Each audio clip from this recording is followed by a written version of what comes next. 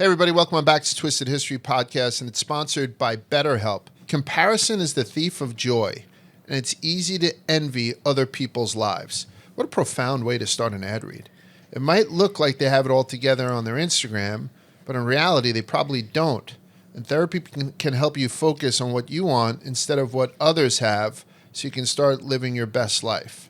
My whole life, ever since I've known Large, I've been comparing myself to him. He's got very nice cars. Yeah. This man is a man of class and taste. Yeah, but meanwhile, I'm a wreck on He's the a wreck. inside. He's a mess. Yeah. He's falling apart at the seams.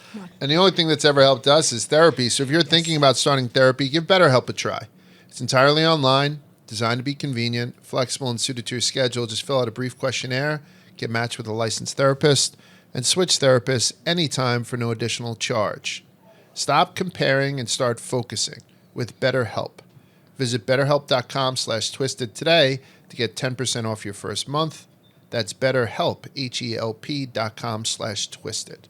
Thank you, BetterHelp. Yeah, I thought that was, I usually read the ads beforehand, but BetterHelp is so familiar that it's normally the same one, but this one is weird. Comparison is the thief of joy, and it's easy to envy other people's lives. I don't disagree with that. Somebody took time with that. Like, that's pretty deep, right? Yeah, we're talking about lyrics in a little bit. I mean, they just spit some bars. BetterHelp coming at you.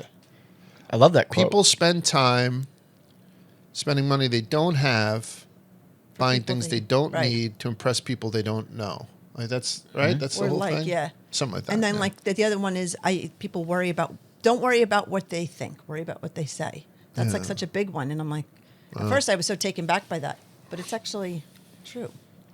Absolutely. How's everybody doing? Everybody good? Good. What happened this week that was historical? I don't know if you guys have a different slant on things since we started doing this history podcast, but when I had seen the Trump assassination in real time, didn't you know that you were experiencing history more so than I think?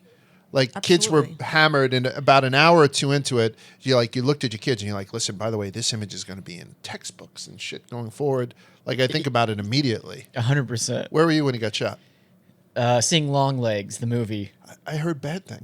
It's fine. It's a fine horror movie, but it's not a masterpiece. So wait, did you have like your phone and you got like a text or something? We got out of the movie and I'm just like scrolling and I go, oh, so you didn't hear in real I time. go, I think Trump got shot at. And they're like, nah, it was just like, and then my buddy was on his phone. He's like, I think it's just like fake shot. Like, it was like a gun somewhere else. And I was like, no, he got shot. Like they shot him and tried to shoot him in the head. Yeah, got his ear pierced. That was wild. It's crazy. Like him or hate him, it like the concept of watching something of that magnitude in real time break down is just, it's riveting. Mm-hmm. I don't think scary. I've been a where were you guy though until I started doing this stupid podcast.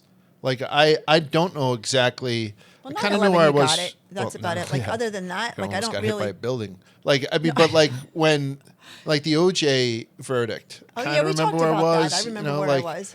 I remember where I was when that guy from Family Feud f***ed up Miss America. Remember when Oh, they Oh my announced that? God! Yeah. Well, I'm screaming downstairs. How could you not? What's his name? Steve Harvey. Steve Harvey. Yeah. Well, yeah. John, where were you when Trump was shot? I thought you were asking me where was I when Steve Harvey got shot.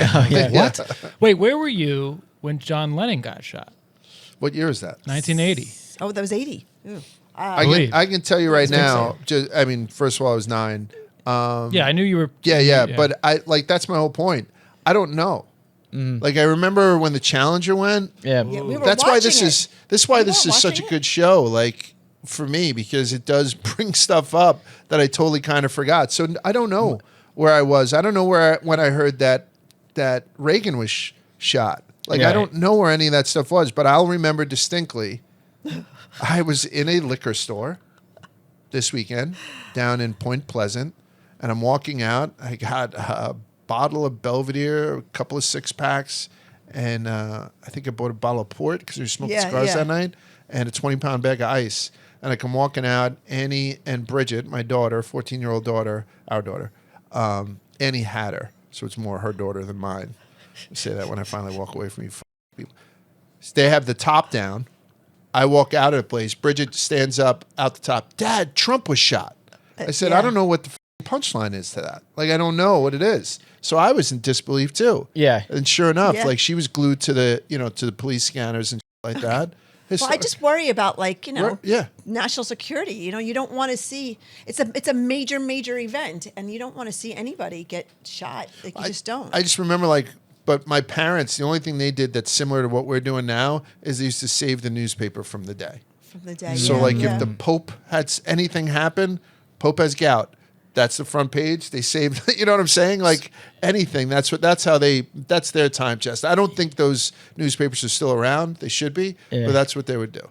You know? That'd be cool if they were. If you could I find used to that do little that. time capsule. Imagine? Yeah, just the Daily News. We were a Daily News family, not a New York Post family for some reason. Yeah. And if I could find those, that'd be I great. saved every newspaper from 9/11, like the day of. Yeah. I don't know why. I guess I was just looking for something to do to keep me distracted. But You did do that. You did do that's yeah. in your time capsule. When we brought it into Clancy, he was like, "What in God's name is this?" Because I have this big archive, right? It's But almost you a wouldn't have tomb. gone out and bought the newspaper the next day, and just to have the headline "Donald Trump shot." Oh, I didn't. Yeah, I didn't. Like think that to would do be that. kind of something cool to have, and I don't think people go to that. John, Yeah. where were you when the guy got shot? Yeah. Well, I was going to mention too. We've spoken about the Pope attempted assassination on this show. I think this was the first time it's ever been live. While an Right, on assassination, TV, because yeah. Reagan was walking out of a building. Right. Yep. It was sort of not an event. Right. Right. Kennedy obviously not. But was on video, but not live. So yeah, I think this is the first time we've ever had that head-on And- video camera. And having social media afterwards. Oh my It was god, crazy. Twitter was a I mean, mess. because he didn't die. It Yeah. was jokes. It was just all jokes. You know what I mean? Everyone just I made so many jokes, and then somebody had said, "Stop making jokes. A man had died." This was before we even Yeah, knew we that knew the that, gentleman. yeah. So I took down one of them, just because I thought it was more like a general joke about the gun being fired and Donald Trump saying "you're fired." But the rest of the jokes kind of, I don't know, they were fine. Yeah. Like George Clooney says, Donald Trump, not the man I knew before he was shot. Like I put out little bullshit ones like that. And then I guess, all respect to the hero who had died basically shielding his wife and daughter. Yeah. Yeah, so- that's scary too. That's That's heartbreaking. the real. It's I unnecessary. mean, But Yeah. conversely, even though we know how much, like one of the guys had come at me online saying, particularly you, where you know what it's like when a family goes through a tragedy, he kind of recalled, apples and oranges, I think, to a certain degree. wait, somebody was being a douchebag on the internet. A little, not a Unbelievable. douchebag, but a lot of people white knight. Do you know what I mean? Think of Yeah. the families. What about your family after 9/11? You can't We're a Wall control. Street family. Well, everything was jokes. You can't control that stuff, and plus, I think plenty of respect and time and headlines should be given to the man who had lost his life. But the story, the lead, was this cartoon character, fucking fight, and some goofy Secret Service agent not being able to find her holster, and even get my shoes, Like the all that Judge's stuff. voice. That's the first thing I thought of when he was talking about his shoes. don't bury the lead there a little. That's Yeah, it is that's what it is. poke funnable at. Yeah. So Yeah. I Find the appreciate it if I human hurt things, people's otherwise feelings, the but world sinks. Well, the picture, with Trump putting his fist up in the air and the blood was just, and the American flag in the background was just a massive talking point. Like you had to talk Absolutely. about it. it's bigger than the flag raising at Iwo Jima for Yeah. most people. Yeah, was it's totally- not. It's they- not bigger than that. Yeah. But I'm that saying was that from- was a set scene. That wasn't the way it was. I know, They- but what do that you same call it? triangle, John knows I would have set up the shot a little more of a rhombus, Yeah. whatever the fuck his eyes staged sees. that. That's but what they I'm went looking for. total triangle, like the Iwo Yeah. Jima thing, and it was. I mean, who's the first guy that's going to get the exact blood spatter Right. tattooed? Oh, you know what I that's a mean? good Like one. you show up to the booth, I'm voting for him with that, without your shoes on, just saying "F***ing fight. How about the idiots that I'm sorry. It makes me. I know they're being supported, but they're walking around with the bandage on their ear. Oh no, You see yeah, that? yeah. That Or was the quite T and the move. Trump on lawn signs now have band-aids over the one side of the T. But That's kind of good. It's It's fun. Yeah. It is. It's their show. They're expressing their support. I think that's funny. That's one of those things like the I don't know the presidential buttons. What was it like? Ike 2 or something like that. Yeah, I don't yeah. know. But yeah, it's one of those things in 60 years, it'll be like, oh, yeah, the little Truman bandages. wins or something, Yeah, right? Like that thing, yeah. It's like, I don't know. There's like little slogans or whatever. But it's like one of those things. Tippecanoe and Tyler, too. Oh, that that's type it. of thing. I was thinking more recent. I don't know, like Chicken in Eisenhower or every something pot? like that. Maybe. Okay. My point is just like in 60 years, it's going to be like, at the convention, we all wore little Band-Aids on our ears. Social support. It's like, all right, that's a fun fact. Yeah. Fight. There was some guy in the front row, by the way, who had on a shirt, and I think he wound up at the convention with the same blazer on, and it's just a brick. Oh, pattern. I took a picture. And that guy of it. must love build the wall type shit. Like that's a build the wall guy. Mr. Wall, I think is his name. Get the out of here. He's an actual. I'm glad we he's were become getting a an kick out of internet it. celebrity. Yeah. But I'll answer the question. So I was sitting around the table with my family. Yeah, you've We been were- very standoffish Sorry. about this question. We were just talking about something, talking about nothing really. And then my mom gets a text from my cousin who's, I'm not surprised he was watching it because he's into politics. He always he was watching it live and immediately texted her and said, oh my God, like Trump shot. So my mom was just in the middle of a sentence. She looks down at her phone and she goes, and we're like, what? What's wrong? Like, what happened? She goes, Trump shot. And we were like, what? Yeah. And we just threw on the TV right away. I go to Twitter. I'm like ahead of everybody already. I got all the videos. I'm texting it to everybody. Twitter was way ahead of time. the news. Yeah. How about all the videos of people in the crowd that got videos of him just walking around? Like, Yeah. It's crazy. I don't know if you guys had these discussions too, though. We weren't sure if it was. We were like, "Is that a pellet gun?" that's what I said. That's what we thought. We were like, Oh, 'cause yeah, it yeah, because sounded it's- a little Gunshot. odd. And Yeah. then, of course, his reaction wasn't like getting hit by a bullet necessarily. It Right. was like, oh, maybe he got grazed. So you kind of like walk through it in real time. Like you can't help but speculate. Yeah. Well, he Like, was the first one to say, well, if it went through his ear, who'd it go into? I mean, they're like, they shot him a couple times. Where did they land? Right. So and then we were like, oh, God, you kind of see what's in front of you, but you were thinking, Yeah. Somebody said a piece of his ear was blown off, a chunk of his ear was blown off, and they said that chunk of ear is now growing another Trump. Like they have it in a petri dish. It's already started to sprout the orange hairs and stuff. I don't know if you watched the Republican convention, but just him describing the assassination was It's awesome. Priceless. theater. Yeah, Yeah. that's awesome. He's like, I turned my head like this. It's like, oh, yeah. How about the call that got leaked with RFK Jr.? Oh, that was- where he called it the biggest mosquito bite. It he'd wasn't ever, like a bullet. It was like a big mosquito, the biggest mosquito ever. Yeah. I'm locked in. Yeah, it was But very I tell you fast. what, he in that conversation, did you notice that he was saying how he didn't want to insult President Biden? Yeah, he said he it was nice that he said, I he thought so, called too. and said it, and he was very nice. That's Yeah, what and he he's said. like, I didn't want to tell him Very, that I very was talking civil. about his, I didn't want to say what was on the graph, so I don't want to rub it in anybody's face, or something like that. I was like, oh, that's funny.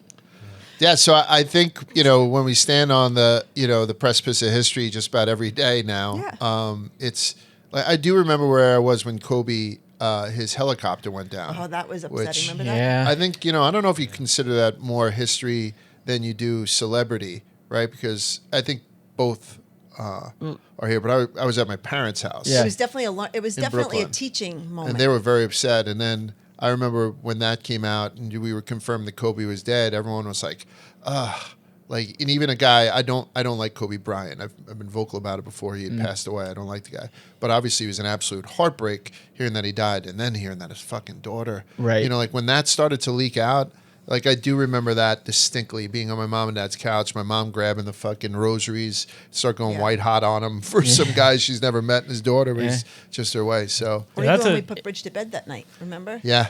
Oh yeah, Bridget was so upset. Like you realize that you talk to kids, a little parenting tip.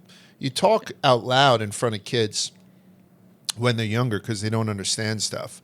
But they do. They understand it all. So when we're talking about it, and she was more like just a quiet passenger during the whole time, like going around in my parents' house.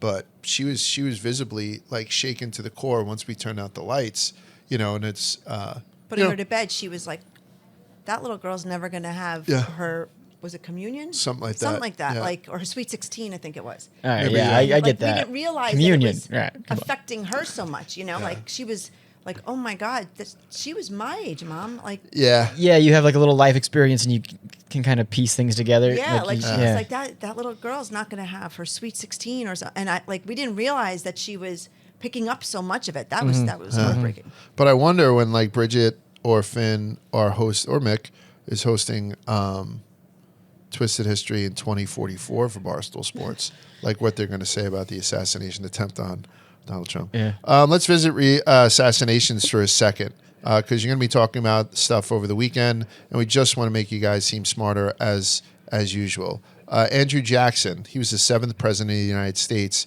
and he was the first sitting president to experience an assassination attempt. We spoke about this before. He was coming out the Capitol, and some guy from England pulls out a pistol. The guy's name was Richard Lawrence. The pistol misfires, but the guy's got that other thing on him. Pulls out the other pistol, dual wielding, and both of them misfire. Yep. It was supposedly a damp day, so whatever. I don't. Yeah. It was January 30th, 1835.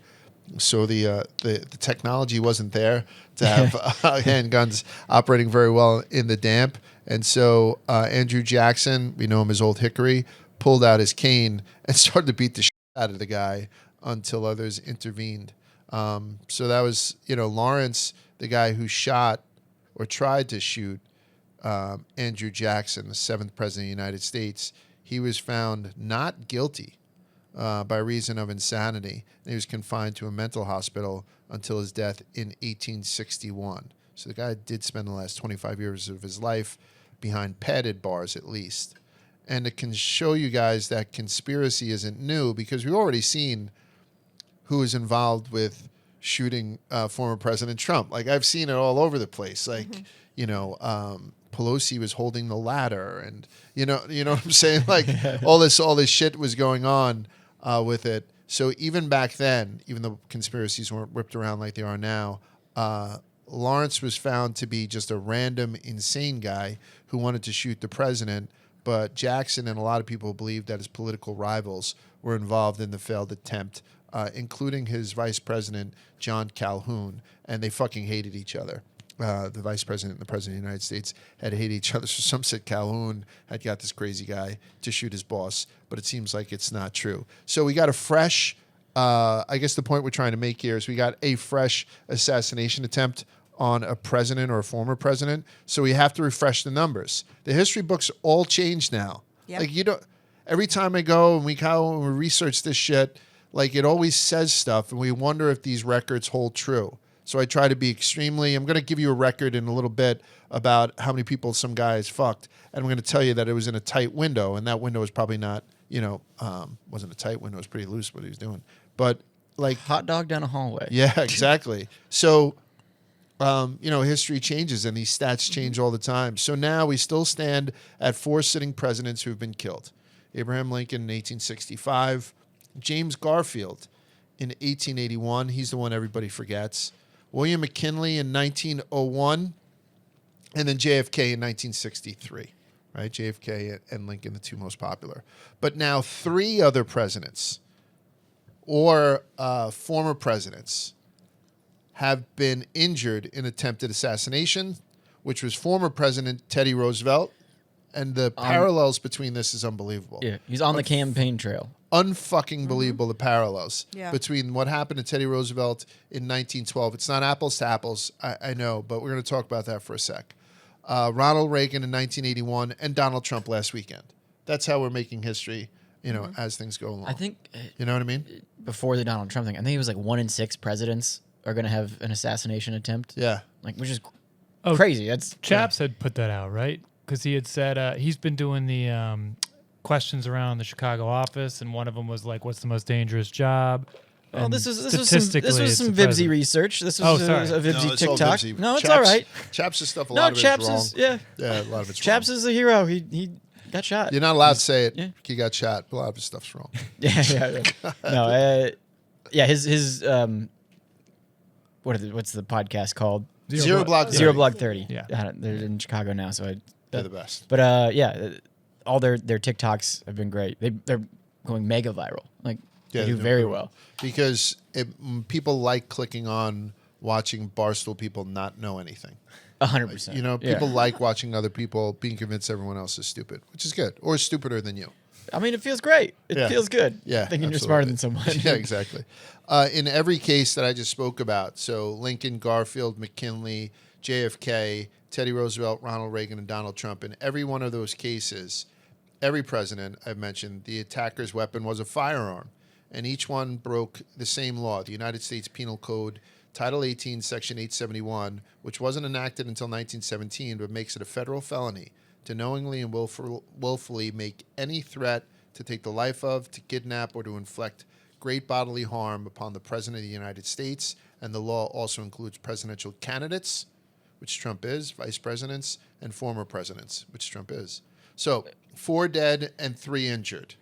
4 dead and 3 injured is what we have. But there was a ton of failed attempts where nobody got injured, and I think that's got to probably count too. Yeah. I'm not going to count the guy who built the death ray to kill Obama. Remember that guy? He was building a special death ray to kill just Muslims, and he was going to use it to kill Obama as well, but, because it wasn't real. Okay. I'll give that to you. Okay. You're going to give that back to me? Fair. I hear you. This one, I don't know why anyone doesn't talk about it. We spoke about it before. Again, history podcast.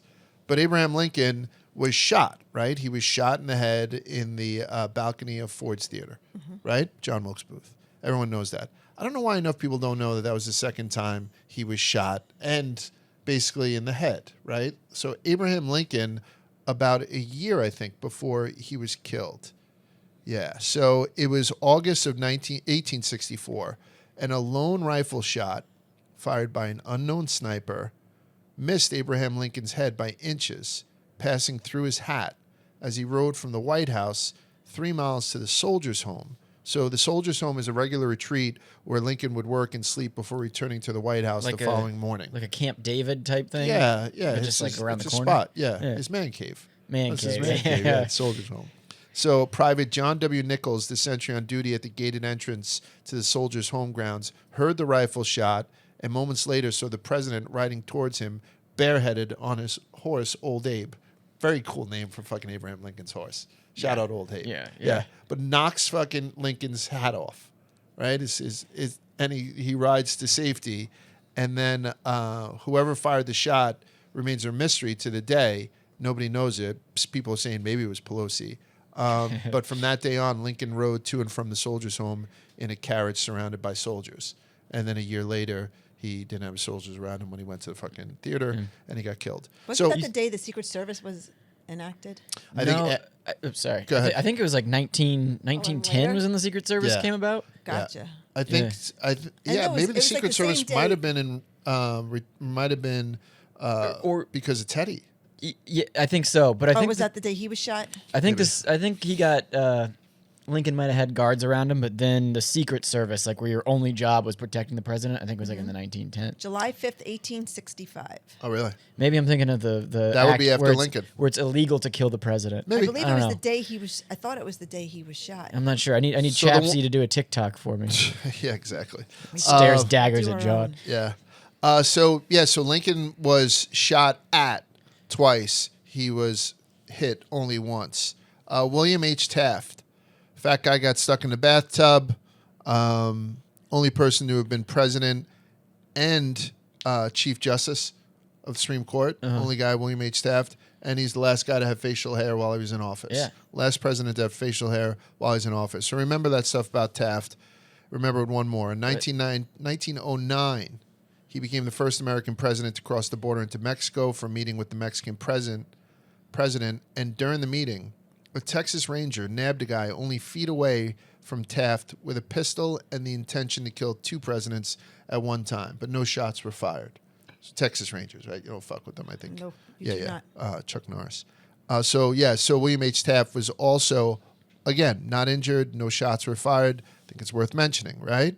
And then finally, I don't think you could mention William H. Taft without bringing up what we had said before about Teddy Roosevelt. And I'm not going to give you the whole Teddy Roosevelt story again, but you can check it out on Twisted History of Luck. We did it. Right. We touched upon it in Assassinations. Then we touched upon it again in the Twisted History of Luck. So that might be the one that you want to listen to. But we keep saying, and this is the reason why I was in Twisted History of Luck, we keep saying how Trump turned his head at the last moment. They have like a computer imaging. You see that? Right. Where they map out his head? A quarter of an inch from his brain. Like at the exact time, he just happened to want to look at immigration shit or whatever you were saying, And it's very, very shocking to see how close he was from dying. Yeah. Right? Love him or hate him, right? It was a terrible shot. Yeah. Right? The guy wasn't a terrible shot. He was not a terrible shot. Like everyone's like, oh, how could you miss? Nobody said how you can miss, and people were saying how can you miss a fucking jerk-offs. But some people are like, how could somebody who was a marksman miss that?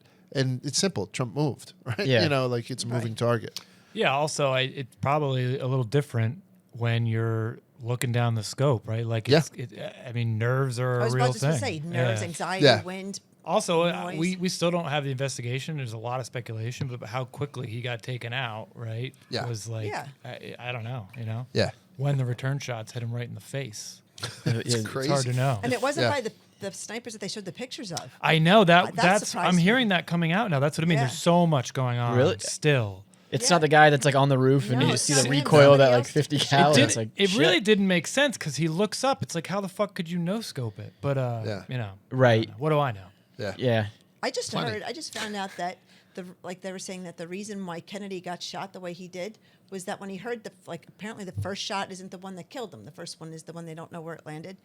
But he tried to duck, but because of his Addison's disease, he had on that brace. The brace, yeah. And so when if they had better footage, but he tried to duck because he heard it first. Yeah. And he couldn't move. So he had a cast on. Like he had a basically. cast, basically a cast, yeah.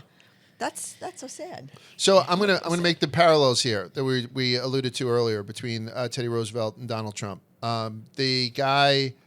So Donald Trump moved slightly, and that's what saved his life. There's no doubt about that, right? Teddy was shot in the chest, but his would-be assassin, a guy named John Schrank, originally raised his pistol higher to shoot him in the face. Like that was the guy's intention. But a spectator, random guy named Adam Bittner, saw the move and just went and hit his hand downwards as he pulled the trigger. So that shot that was fired, instead of going right into his face, then hit him in the chest and lodged in his rib. Otherwise, no Teddy Roosevelt. Like people would be constantly showing that picture of just some guy Bittner hitting Schrank in the hand, and then the different trajectory of the bullet. I'd find that just as fascinating as I do this mapped out AI of Trump's head going. It's like just missing him. It's like his head's in an MRI machine. Like you see everything. You see his brain. It's wild. Yeah. So because of this guy Adam Bittner, Teddy was shot in the chest and not the head, saving his life. Why'd I connect this with Taft, as we were talking about before? All this happened during the 1912 presidential campaign.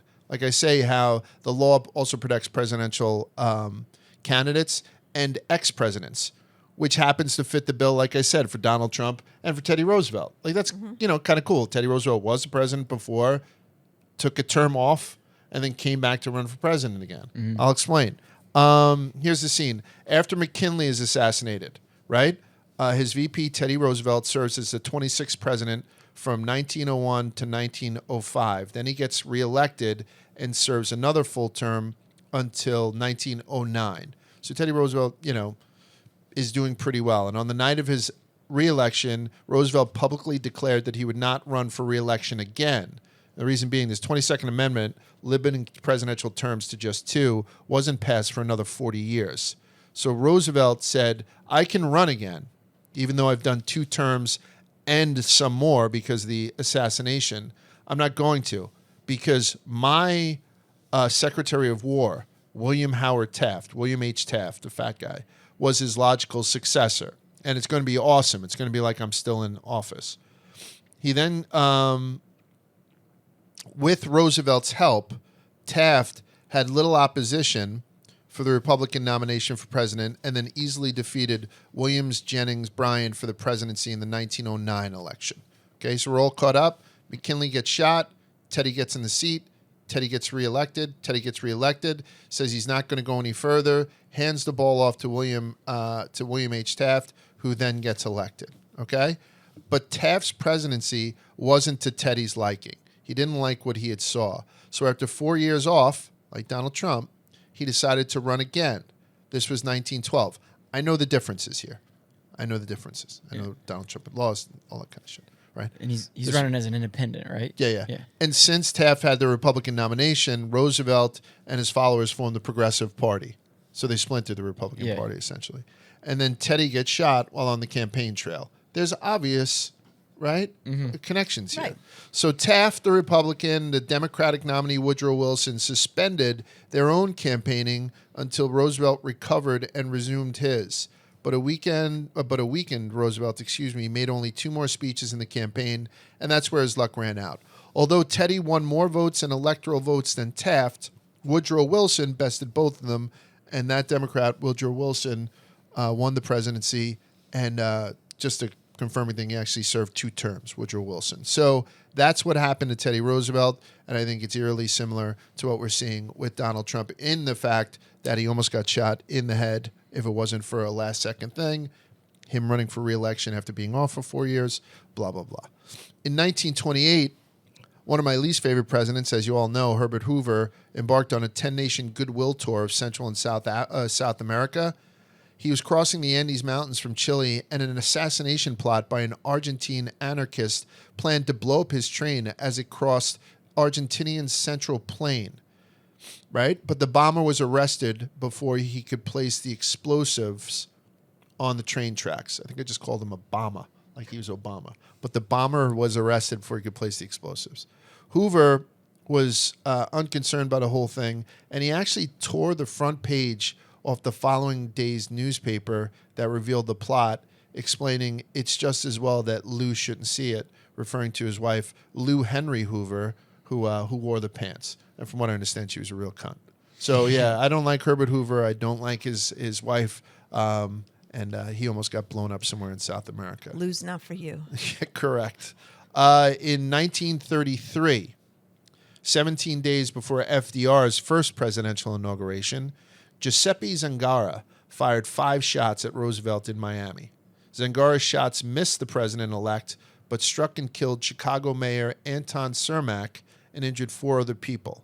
Zangara pled guilty to the murder of Cermak and was executed in the electric chair. They don't fuck around with this. No. They do not fuck around with this. Like John's saying how, when this guy was shot on the rooftop, they don't fuck around with this. There's not a lot of asking questions, more of a which is good. I mean, our president should be sacrosanct.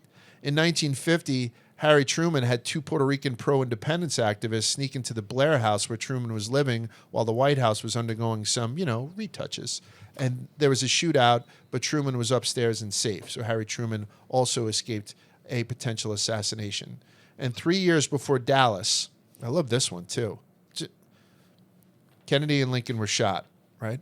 3 years before Dallas, on December 11, 1960, while vacationing in Palm Beach, President-elect John F. Kennedy was threatened by Richard Paul Pavlik, a 73-year-old former postal worker who was driven by his hatred of Catholics.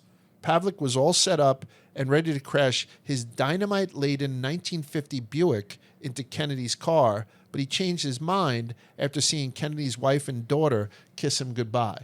He's like, "Aw." So Pavlik was arrested 3 days later by the Secret Service after being stopped for a driving violation when police found the dynamite in his car and arrested him. So that's the history of presidential assassinations in a nutshell, or attempted assassinations, and throw another log on the fire with Donald Trump. May I throw please 2 more out there? Oh, you said most of them are done with guns, and then you had the bomb. 1950 bomb Buick. The successful ones have been done with guns. So right. The ones that have resulted in injury and or death. President George W. Bush. Oh, yes. I remember. The shoe bomb? Well, we all remember the shoes being thrown at him. I think he was in Iraq doing a press conference. Was he? I don't know. I think and so. he ducked. I believe it was somewhere in the Middle East. Maybe it was Afghanistan. Yeah. We all remember that. But then I think 2 years before that, he was in Georgia giving a speech, and someone lobbed a grenade at him.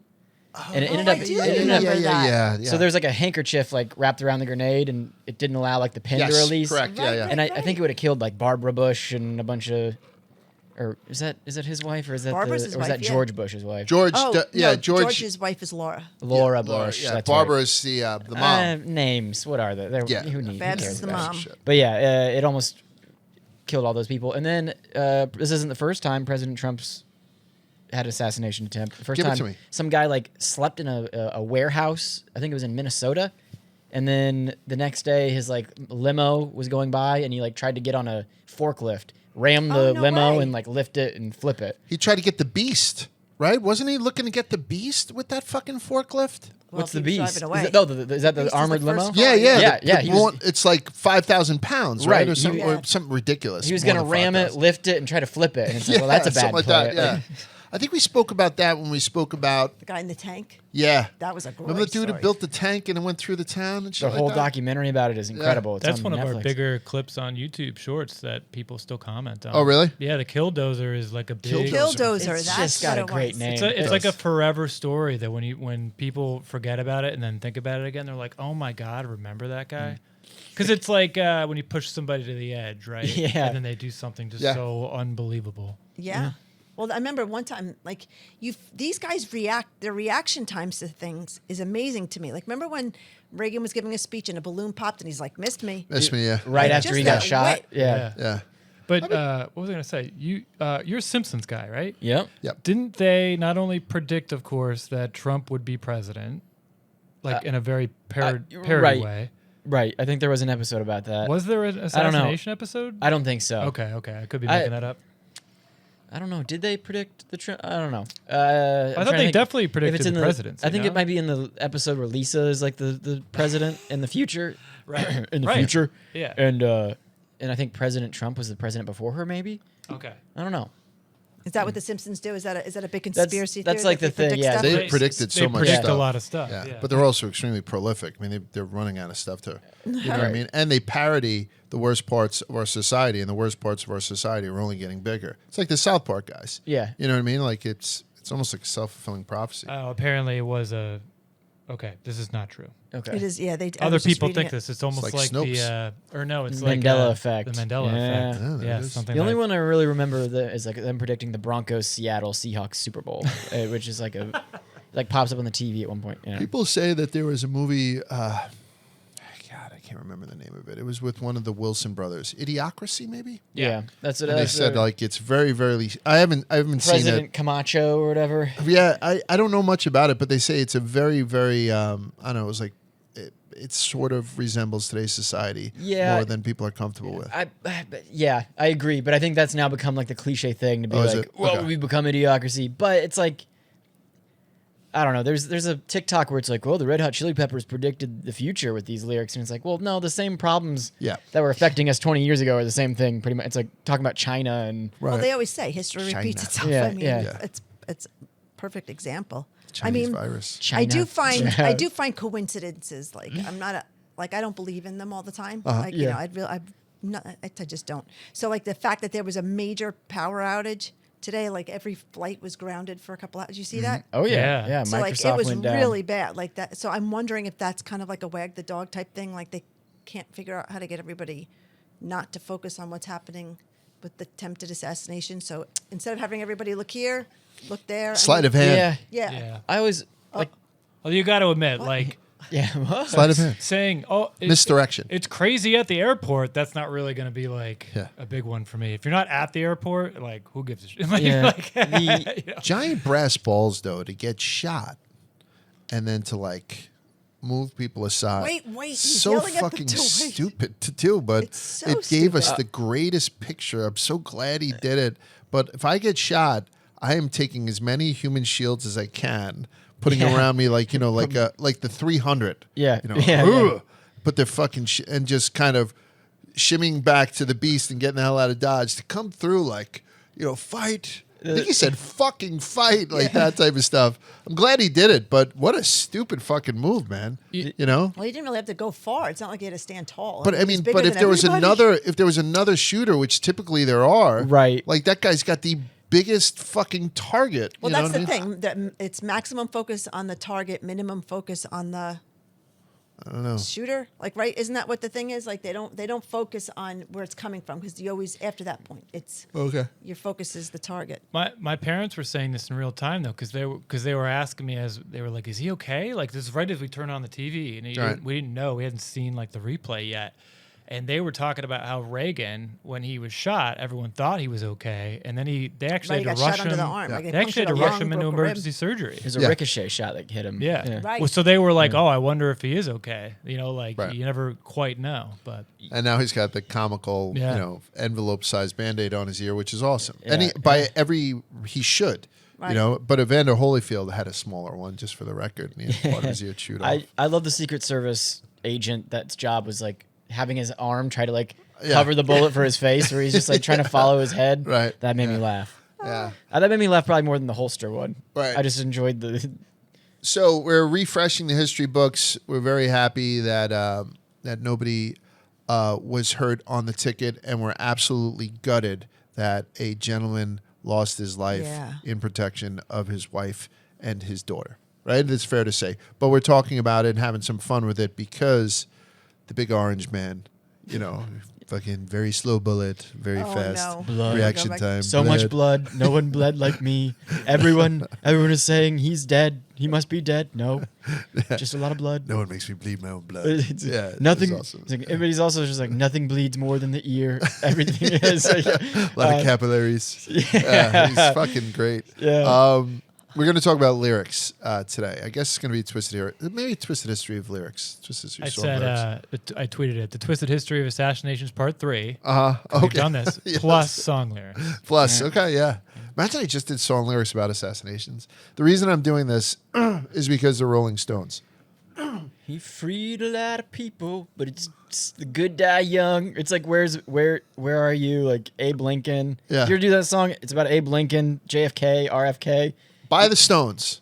Oh, maybe it is. I don't know. We had to sing it in choir, like in choir class in like 5th grade. It was like in our book. I'm like, all right, open up your page. Similarities for them was huge, right? Like Lincoln's secretary was named Kennedy. Kennedy's secretary was named Lincoln, right? Like, didn't they have a lot of parallels, those two? And then you got like the shooter's name, like is the right. Yeah. There's a ton.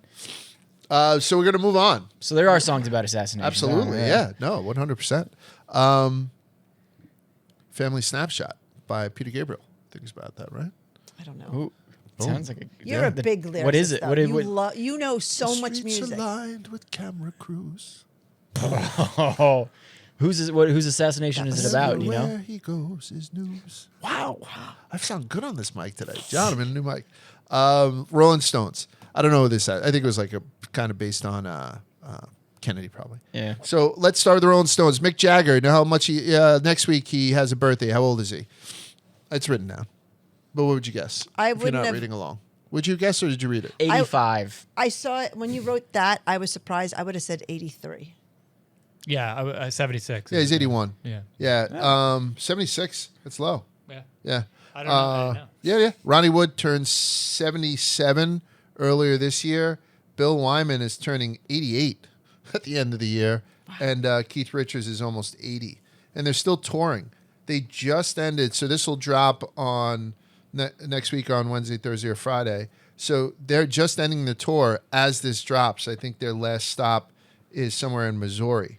But otherwise, they just did a huge... I saw them a couple of years ago at Giant Stadium. They sold out 2 nights in the Meadowlands this May. So they're still selling out the Meadowlands. Mm-hmm. I had gone years ago, right? Not 10, maybe 10 years ago? Oh, it was more than 10 years ago. Oh, more than 10? Yeah. And I saw them. It doesn't I matter. took your mom he was 10 years ago. We probably went maybe 20. And I was amazed. I was like, how's this 71-year-old guy doing it? Still doing it fucking 81. Yeah. I'm not a huge Stones guy. I respect them, I guess. But I'm, like Rear Admiral is a huge Stones guy. But they did Sympathy for the Devil. It was the last song they did. And we were in MetLife Stadium. And what they did is they blasted all these fireworks beforehand all around the rim of MetLife Stadium. But you didn't realize that the fireworks had thrown out like red and silver Mylar confetti. Like you cut up a balloon. Mm-hmm. And then during Sympathy for the Devil, they put these bright red lights up into the sky, and it reflected off of all this fucking red and silver confetti coming down. And it was pretty cool, man. I was like, these 70 fucking whatever year old guys are killing it. So much better than the porn at the Motley Crue concert. Yeah, the full blown porn. They just played porn on the Jumbotron. That's it. That's cool. We sat down and watched Motley Crue. It was one of the worst shows I've ever seen. And we were sitting there, and there was a guy with his young daughters, like 12 or 13. And I was like, oh, man, they're into him? And they're like, yeah, they see Tommy Lee on a lot of the stuff online and whatnot. So he took him. I said, cool. We're standing right behind him. As soon as it starts, full-blown porn, like penetration. You know what I mean? That's crazy. And this guy's daughters were like, and he was like, and I find that to be delicious. Even though I have a daughter, I wouldn't put myself in that situation and just leave. He decided to gut it out as if it was going to stop, and it never stopped. I mean, it just never stopped. Yeah. It was just full blown, just everybody was putting stuff in everywhere in front of us. Also, that's a pretty tough situation to be in, where it's hard to just immediately turn around and leave, right? Right. You're kind of Yeah. like, shit. Yeah, exactly. Like, What do you do? It's like watching a movie with your parents where sex scene comes on and you can't just, Right. I gotta go. Yeah. You know what, John? That's actually calling me out on that, because I went on a high horse and said if it was me and my daughter, I would have just left. I don't know what I would have done. And you're right. I've been in like situations where I've watched movies and you're like, just get this fucking scene over with. I make a mental note of where it was so I can go back and masturbate the next day. But Of course. But so maybe I would wait it out. You got to do the fake fall asleep. Just Yeah, exactly. Yeah. Anybody need anything? You get up and grab something from the kitchen. I'm gonna run and get some beers. Yeah, exactly. So before I go on to why we're doing it with the Stones, we're going to go back a little bit and talk about Bill Wyman, the oldest member right now, because I can't do anything without mentioning this, right? We talked about it in the rock and roll pedophile episode, which is going to resemble this episode a whole lot, but I'll mention it again because he's wild. It's wild. The bassist for the Rolling Stones is a gentleman named Bill Wyman.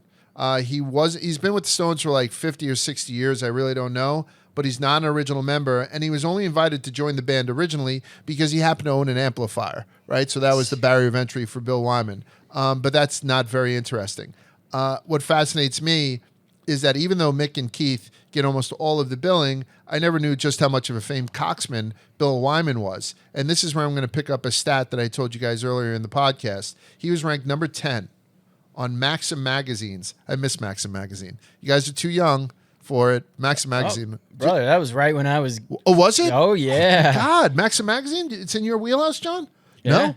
Maxim magazine was a must. You loved it. It was softcore. Yeah. As close as it could be. Sports, food, entertainment, and a lot of Carmen Electra. I was gonna say I don't remember the magazines, but they had a website too that Sure. was Yeah, kind of pre-Barstool even. I think 100%. It was very, very similar to Barstool, except it had more smoke shows that were, at the time, that were a little bit more, not higher class, but It's recognizable. for the people who read Playboy for the articles. Correct. Yeah. So they did their list of 10 living legends of sex in 2006, but they had weird criteria for it. It was like how much sex these guys had between like 2000 and 2006. Okay. So their top 10 list was very compartmentalized, like the people who just killed it in the early 2000s. And number 10 was Bill Wyman from the Rolling Stones, said he slept with 1,000 women. I feel like he's past his prime then. Probably. You know what I mean? Yeah, Like his yeah. heyday was the 70s. Still Probably. slinging Like, that old dick, though, Oh, which is yeah, good. yeah. I mean, yeah. don't get me wrong. That's a It's nasty possible, thought. just so you That's know. just gross. Magic Johnson, who at that time said he'd bet around 1,000 women. I don't. Yeah. Lemmy from Motorhead. Do you know Lemmy Klimster? Yeah, he had like a big mole on his face. Yeah. So, he had 1,200 women. Jack Nicholson, 2,000 women. Ili Nastasi. You're a tennis guy? So he's a tennis legend, right? From what I understand? They pull. Yeah.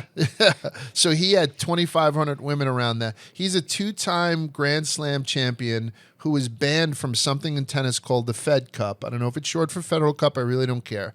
After he made advances of a sexual nature towards the captain of the Great Britain women's team, and at that same tournament, he was caught on tape by a Romanian media outlet, recorded him saying, so Serena Williams was there, but she was pregnant.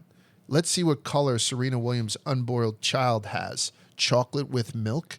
Like he made so he was banned from the Fed Cup. Crazy comment. Yeah, so Ili Nastasi, absolute tennis stud from a long time, liked to bang a ton of chicks. Loved it. And he made some inappropriate moves and inappropriate statements. Engelbert Humperdinck, great name, 3,000 women.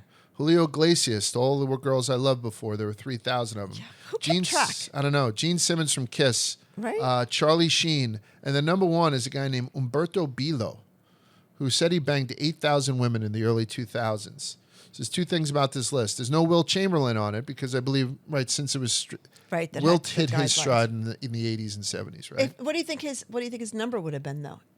I think Wilt had said his number at some point. I think his number is up there. I mean, 100 points in a game. 8,000? I think it was over 1,000. No. I think Wilt Over Chamberlain. 8,000? He banged them all. Yeah, I think he banged them all. Engelbert Humperdinck's like the. He's British. Yeah. He's like the British Frank Sinatra. He looks like a crooner. Yeah, he does. Got like that thing. My mom likes Engelbert. Oh, I know okay. a little I've bit. I never know heard a of little him. bit. Yeah. Really? What Yeah. a great fucking name, too. Who the fuck is Umberto Bilo? Is probably the biggest question. And I'll tell you because he deserves a little bit of recognition. He was a hotel porter at the Venetian in Las Vegas, and he claims his very special version of room service has been enjoyed by more than 8,000 satisfied lodgers. Wow. Ding that what they're dong. calling And it? it's Bilo. Unfortunately for Bilo, his fame also led to his downfall. He was fired from his porter position because, as his ex-boss said, sometimes he was too exhausted to carry the guests' luggage. He now makes his living as my gardener. He visits my house 3 times a week, mainly when I'm not home, and even though we have no garden. But congratulations to Umberto Bilo. Let's get back to He's worth Bill every Wyman. penny. Back at the height of the Rolling Stones fame, the then 48-year-old Bill Wyman was pursuing a relationship with a then 13-year-old Mandy Smith. 48 and 13. Vibs, John, Ann, I'm going to get close. Like, I'm going to talk about 23-year-old guys who sing about 17-year-old girls. I'm going to talk a little bit about that. He was 48. She was 13. There's no fucking reason for that, right? Yeah. There's no reason for that. I mean, it should be illegal. That'd be it is Bridget illegal. dating Dave. All right, don't. Yeah, I'm just don't saying, out you there. want Yeah, like Jesus, that would. Annie. I mean, Yeah. like I'm just saying that would be Yeah. grounds for death, You're right? disgusting. So Mandy said that her and Bill Wyman didn't sleep together until she was 14. Oh, They banged around for a couple of years, and then they got married right after her 18th birthday. well, glad they waited. Yeah, their marriage only lasted 2 years. But what makes this even more creepy, and I know I've talked about this before, but please tell me if I'm wrong when I say this. So, Bill Wyman marries 48 years old, marries a 14-year-old girl. Okay? Wyman's son, Bill Wyman's son, wound up marrying that 14-year-old girl's mom. Probably the same age. So Bill Wyman's son, Stephen, married Bill's mother-in-law. Okay? He's married to the daughter, and the mother of the daughter is married to his son. Is that his grandma, mother-in-law? His son's grandma? would be his daughter-in-law. His Stephen in-law Wyman, became his daughter. Stephen Wyman, the son, became, His mother-in-law became his daughter-in-law. he was now the stepfather of his stepmother. He was the stepfather because he married the daughter of he married the mom of his mom, his stepmom. Oh, you're talking about the son. Yeah, so Stephen is now the stepfather to so His dad. He's right, his right. dad's son and his Stepfather to stepfather. his stepmother, and Bill and Mandy wound up getting divorced, but if they remained married, Stephen would have been his father's father-in-law and his own grandfather. Right. Step-grandfather. Yeah. Which is fucking crazy. And then Bill Wyman, the Rolling Stone, became his own son's son-in-law. He did. So he became his son's son-in-law. He did. And the father-in-law of his ex-mother-in-law, as well as the step-grandfather to his wife. So he's married to Step-grandfather to his... to his stepdaughter. No, his wife. He married this young girl. And he's not only her... Oh, now you're talking about the dad. Yeah, he's the You're going back. the step-grandfather to his wife. Is that fucking crazy? It's like the hills have eyes. This is how Because it started. he's father to his wife's Well, at least there's no incest. stepfather. It's So not he's the incestuous. grand It's not like they're- stepfather it's not they're of like his they're own cross- fucking wife. The only creepy not one is incestuous. the only creepy one is pedophilic. The dad. He's the And creepiest. perhaps the girl's mom. I don't know how old Stephen was, but I think he was well, of if she age. had a daughter that was. Oh yeah, well, Yeah. that's true. Yeah. But all of that doesn't matter because we're here to talk about lyrics, specifically the lyrics to one of the Rolling Stones' biggest hits. That was exhausting. Does anyone know the song Brown Sugar? Please tell me you do. You know Brown Sugar. We had talked about it. I don't. I mean, yeah. Are you but fucking kidding me? Is it about Really? having? It's about having sex with. Right? It's about having sex First with time, black women. Black women. It's the Yeah, first yeah. time I tasted brown sugar and it wasn't in my oatmeal. No, That's but you know, Chappelle. Brown Sugar. Yeah, come it I tastes have so heard it. good? I Okay. do. You have heard of Brown Sugar. Could I Yeah, could I yeah. get on stage with the Stones and like sing it? Right. No, I don't No. know it that well. But I I've could. heard it. I thought I could. And the thing is, the opening not chorus, the opening verse is so fucking raw that people my age have gone around, Brown Sugar. By the way, I'm probably going to sing a lot this episode again. I apologize beforehand. I meant to say, like, I'm excited to see what impression we unlock today. Yeah, okay. You do a great Eddie. We Thank found you. out you do a great Dave Matthews Band. Yes. I'm I do a excited great to see Eddie what we Vedder, got. too. Apparently, you do a great Trump. Yeah. The Trump is pretty slow solid. bullet. I might do weekend. Eddie All from weekend. Chicago doing Eddie Vedder in this one. I don't think I've heard Eddie Vedder just on his own, though. I don't. Oh, I'll get to it. I want to hear it at some point. Absolutely, yeah. I'm blowing up. A lot of people calling me for some reason. Calling you? Yeah. All right, so Brown Sugar. So Brown Sugar is this Brown Sugar. How come you taste so good? Yeah, yeah. Very, very popular song. If you listen to the first chorus, this is what brought me down this rabbit hole. The first chorus is all about violent slavers, people who sell slaves, having sex with their slaves. And the first chorus goes, Gold Coast slave ship bound for cotton fields, sold in the markets down in New Orleans. Scared old slaver know he's doing all right. Hear him whip the women just around midnight. That's fucking heavy. Yeah. Right? And the Big way time. that Mick sings it, it's like, Gold Coast slave ship bound for cotton fields. Like, you don't really get it because it's the opening thing, so you're not really listening too well. So you tell people who've heard this before, they're like, get the fuck out of here. No, it doesn't. Because they remember the second and third verses a little more, which become a little benign. But this, there's no gray area. Gold Coast slave ship bound for cotton fields sold in the market down in New Orleans. That's what it is. Scarred old slaver knows he's doing all right. Hear him whip the women just around midnight. You're like, oh, this is like a civil rights movement song. Yeah, This Brown must have been a Sugar. powerful. And it's like, oh wait, no, he's just talking about fucking. Then Brown Sugar, how come you taste so good? Brown Sugar, just like a young girl should. They always have to say young girl, too, which fucking creeps me out. We'll get into it. The working title for Brown Sugar was actually Black Pussy. And in 1993, Jagger wrote in the Jump Back liner notes that the lyrics had to do with two things, drugs and girls, brown sugar, heroin, right? Like, you know, when you warm up heroin, it's returned to brown sugar. Which girl do you think he was talking about? Some think it's Marsha Hunt, who Jagger previously had a baby with, but Jagger's girlfriend at the time, and this Marsha Hunt was a black girl, Jagger's girlfriend at the time, it's 1971, was someone named Claudia Lanier. And she said it was about her, and then later appeared in the August 1974 issue of Playboy in a nude pictorial entitled Brown Sugar. And I threw a picture of her in there, which just has a little nipple creeping out right there. like Like, that. hello. It's not really right? creeping. It's kind of like That's right front out and there. center. Yeah. So Brown Sugar, which has obviously slave raping lyrics as the opening verse, was used in commercials for Kahlua and for Pepsi. Although the Stones themselves pulled it from some of the set lists in their 2021 tour, and in 2006, so before the 2021 tour, it was one of 4 songs that the Stones were not allowed to play when they had toured China. Those 4 songs were Brown Sugar, Beast of Burden, thinking like, again, it might have some sort of, you know. Love that song. That's probably my favorite Stones song. And you don't know Brown Sugar, but you know fucking Beast of Burden? I know Brown Sugar. Like, I've heard it. I think sometimes you fuck with me. No, I think I love sometimes Beast you of fuck Burden. with me. They also He's play a Beast of big Burden all the Tina- time on the they're a big radio. Tina They do. Turner fan. I know you are. They don't Maybe play she's Brown Sugar anymore because it's about slavers raping slaves and Right. whipping women around. Yeah. Black midnight. girl didn't seem to mind repping it. No, she loved it. Yeah, big honkers too. So it couldn't play honkers? Yeah, I don't know what it's meant Whoa, there. whoa. Yeah, Brown Sugar, Beast of Burden, Let's Old. Spend the Night That was Together, old. and Honky Tonk Woman. But China said nothing about another one of the Stones songs. They have a song called from 1976. I never heard of it, neither you. Hey Negrita, which Negrita is spelled Negrita. It's Spanish for little black girl.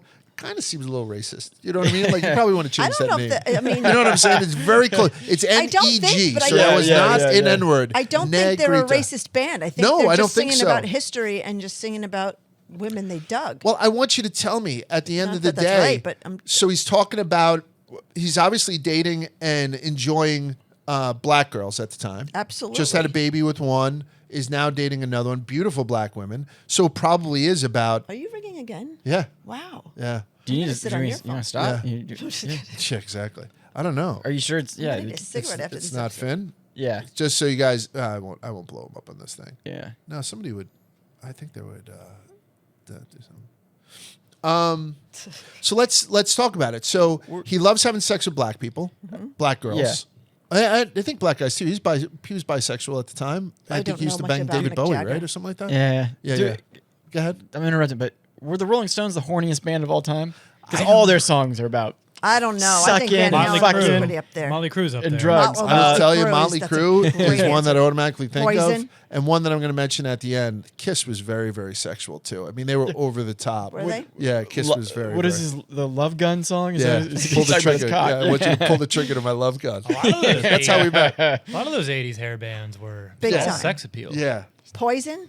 Oh yeah, it was all about it. Yeah. Pour Set- some sugar on me. Yeah. Yeah, a lot of references to young Cum? girls and cum. Yeah. Like a lot of people would I thought do that was real. Oh yeah, damn. like come on, feel the noise. I don't know why, but Quiet Riot spelled it C-U-M on. You don't know noise. why? Yeah, Yeah, you exactly. don't know why? Come on. Yeah, we'll talk about that in a little They while. can't spell. Sex, drugs, and the devil. Yeah. So that's my thing. We'll put out some of these things, and you tell me. Like they probably dabbled in heroin at the time, or maybe not. But they're talking about how awesome heroin is. Talking about how awesome black women are. And they're also talking about fucking. I don't know why they did the slaver thing. I don't know why they said hear him whip the women just around midnight. I just don't know why they chose to use that. Maybe as it's the first maybe verse. it's not related to like maybe it's what they used as a reference to that, but it wasn't in like. Scarred old slaver, know he's doing See, all that's right. Hear him terrible, whip the no. women just I'm around. trying to think of a in a kind Gold reason Coast there is slave none. ship bound for cotton fields in New Orleans. no, all right. There's no fucking gray area. Nope, there's no gray But I'm not condemning them for it. Like I'm not saying that there were just something that they did, and we're not going. All right, we'll circle back. There's just no way, right? There's yeah, just no, way to I hear you. justify I it. hear It's you. also just like, what year do you think it is? Yeah, Yeah, exactly. This is a long time ago, man. We're gonna go on to other lyrics, and I'm not talking about lyrics that are specifically meant to be goofy or to get a rise. I listen to the Bloodhound Gang every now and again. They got like that goofy shit. I don't mind them, right? They're in a couple of mixes. They have a song called "The Lap Dance Is So Much Better When the Stripper Is Crying." Like shit like that is built to It's- get something. yeah. But I'm talking about like bona fide hits. For example, "Every Breath You Take" by The Police. Please, you've heard of "Every Breath You Take." Oh yeah. Yeah. I'll be watching you. The P Diddy song. No, I'm just kidding. Yeah, holy shit, yeah. But no, that's it. Every breath you take, every move Yeah. you make, I'll be watching you. So it's about a serial killer stalking his victim, which I don't think people realize until you listen to it now, knowing that. Oh, and like come on. once you know that, then Really? it sort of becomes like, every move you make, every breath you take, I'll be watching you. It's a fucking creepy song. The Police aren't necessarily creepy. It plays like a love song, but the lyrics convey a darker and more possessive tone. The song was written by Sting, released in 1983 on the album Synchronicity, which I think is their best-selling album of all time. And in 2019, Sting received a BMI award for Every Breath You Take, becoming the most played song in radio history. The most played song in radio history, surpassing You've Lost That Lovin' Feeling from the Righteous Brothers, who held the title for over 22 years. Now, has something overtaken Every Breath You Take since 2019 as being the most played radio hit on radio? I don't know, and I don't care. But back then, it was the fucking shit. It was a big song. It's wild that those are the two. I would never would have guessed those. Yeah. Like, Right? just Yeah. I would guess Yeah. like Michael Jackson. Yeah, Thriller. Beat It, Thriller, yeah, the Eagle, Hotel California. Yeah, something Right? like that. Yeah. Yeah, Mariah Carey, the Christmas song Yeah, or something. yeah. You know what I mean? Like maybe. But Sting described the inspiration for this song as coming from his own feelings of jealousy and obsession during the breakup of his first marriage to an actress named Frances Tomelty. I don't know how you pronounce it. She kind of looks like Erica. I hit up a picture of her with Sting. So that was his first wife. They broke up. And they broke up, by the way, because Sting was banging this girl's friend, Trudy Styler, who lived next door to him. And now Sting is married to Trudy Styler for whatever, and they're having all this tantric sex, right? Attaboy. Yeah. He explained that the song's lyrics were intended to express the darker and more possessive side of love, and in interviews has stated that Every Breath You Take is a song about surveillance and the idea of someone watching your every move. So just think about it. I'm not condemning the song. I love the song, to be quite honest with you. Every time I listen to the song now, I purposely listen to it as if somebody's looking through the mirror watching me looking through the window, watching me listen to the song. Do you get those creepy vibes from Rockwell's song? Exactly. Oh, yeah. But Rockwell's song is very, very in your face. You know what I mean? Like it describes the whole thing from soup He's to not the nuts. stalker. He's and the nobody gives a stalkee. shit about Rockwell. Like this song was fucking huge. And I never really thought about it from the perspective that it's a serial killer. Or at least the Oh, stalker. now you're not going to shower with that song on. I won't. And when you think about it, here's another one that's the exact same thing. Blondie's One Way or Another. Do you know that one? One way. I always thought that was about sex. another. I'm gonna find you. I'm gonna get you. Yeah, but get that you. was like, I'm going to get you. I'm gonna ride you. Like that Is was it? like, Wow. I'm just Yeah. Easy. All right. Easy, mother of three.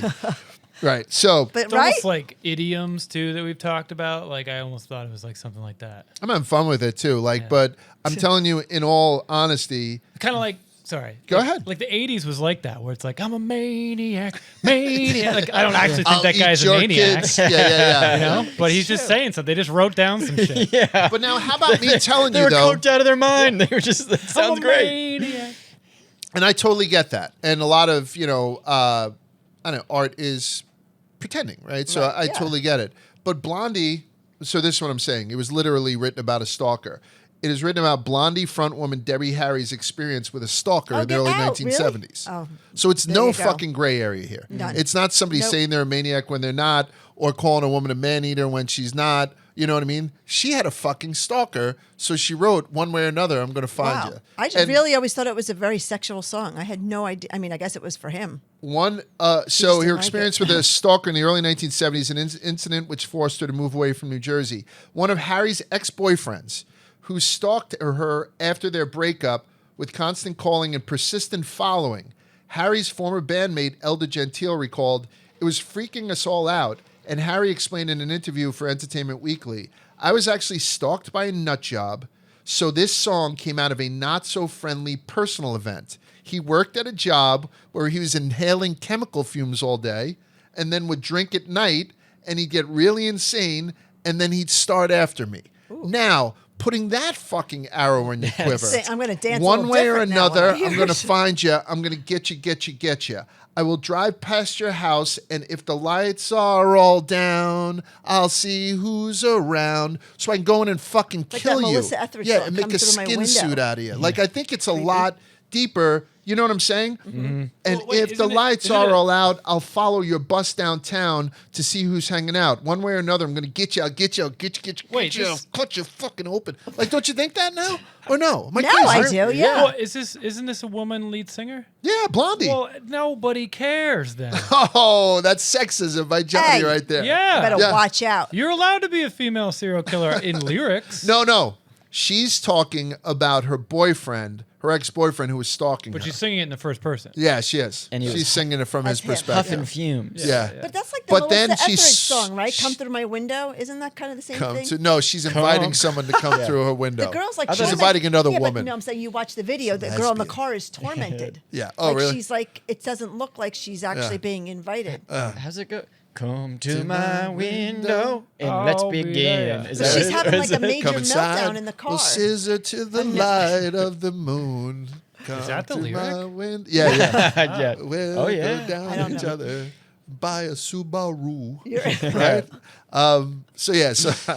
And then, but I'm telling you, John, he sings it. Oh He my sings it God. from her He's perspective. all mine, ladies. He's all He mine. sings it from her perspective in the beginning, and then at the end, in the last one, she does start to say, "I'll give you the slip." Do you remember that? I'll give you the slip, Yeah, a yeah. slip on her hip. So she does say how she tries to get away from him. I Yeah, it's really almost- thought it was It's almost like a female empowerment song. Yeah, I think so. Yeah. You guys ever hear of Enya? I don't expect you to say. love gonna, Enya. he's gonna do an impression of her. Inya. Go ahead. That's it. Yeah. You can say yeah. And then it goes like, Adium say. Yeah, it's fucking awesome. The whole album is really good. That song All bad. five of her albums are good. They're on She every sings about fucking the sleep potato mask chips, I've ever done. right? What? She does the potato chips. What's it? Oh yeah. She says Frito-Lay. Frito-Lay. Oh, I thought it was a Ricola. Enya is Ricola. Ricola. Yeah. Oh, that was She's awesome. So Enya is she's a legend. Celtic New Age in your legend. car, she's a legend. She is You the love her. top selling solo artist in the history of Ireland. What? she's the very second flowy. top-selling musical artist, including bands, in Ireland. Because number one with a bullet is Cranberries. No, Isn't that lady? It's a good Dolores guess. The O'Riordan. Celtic Women.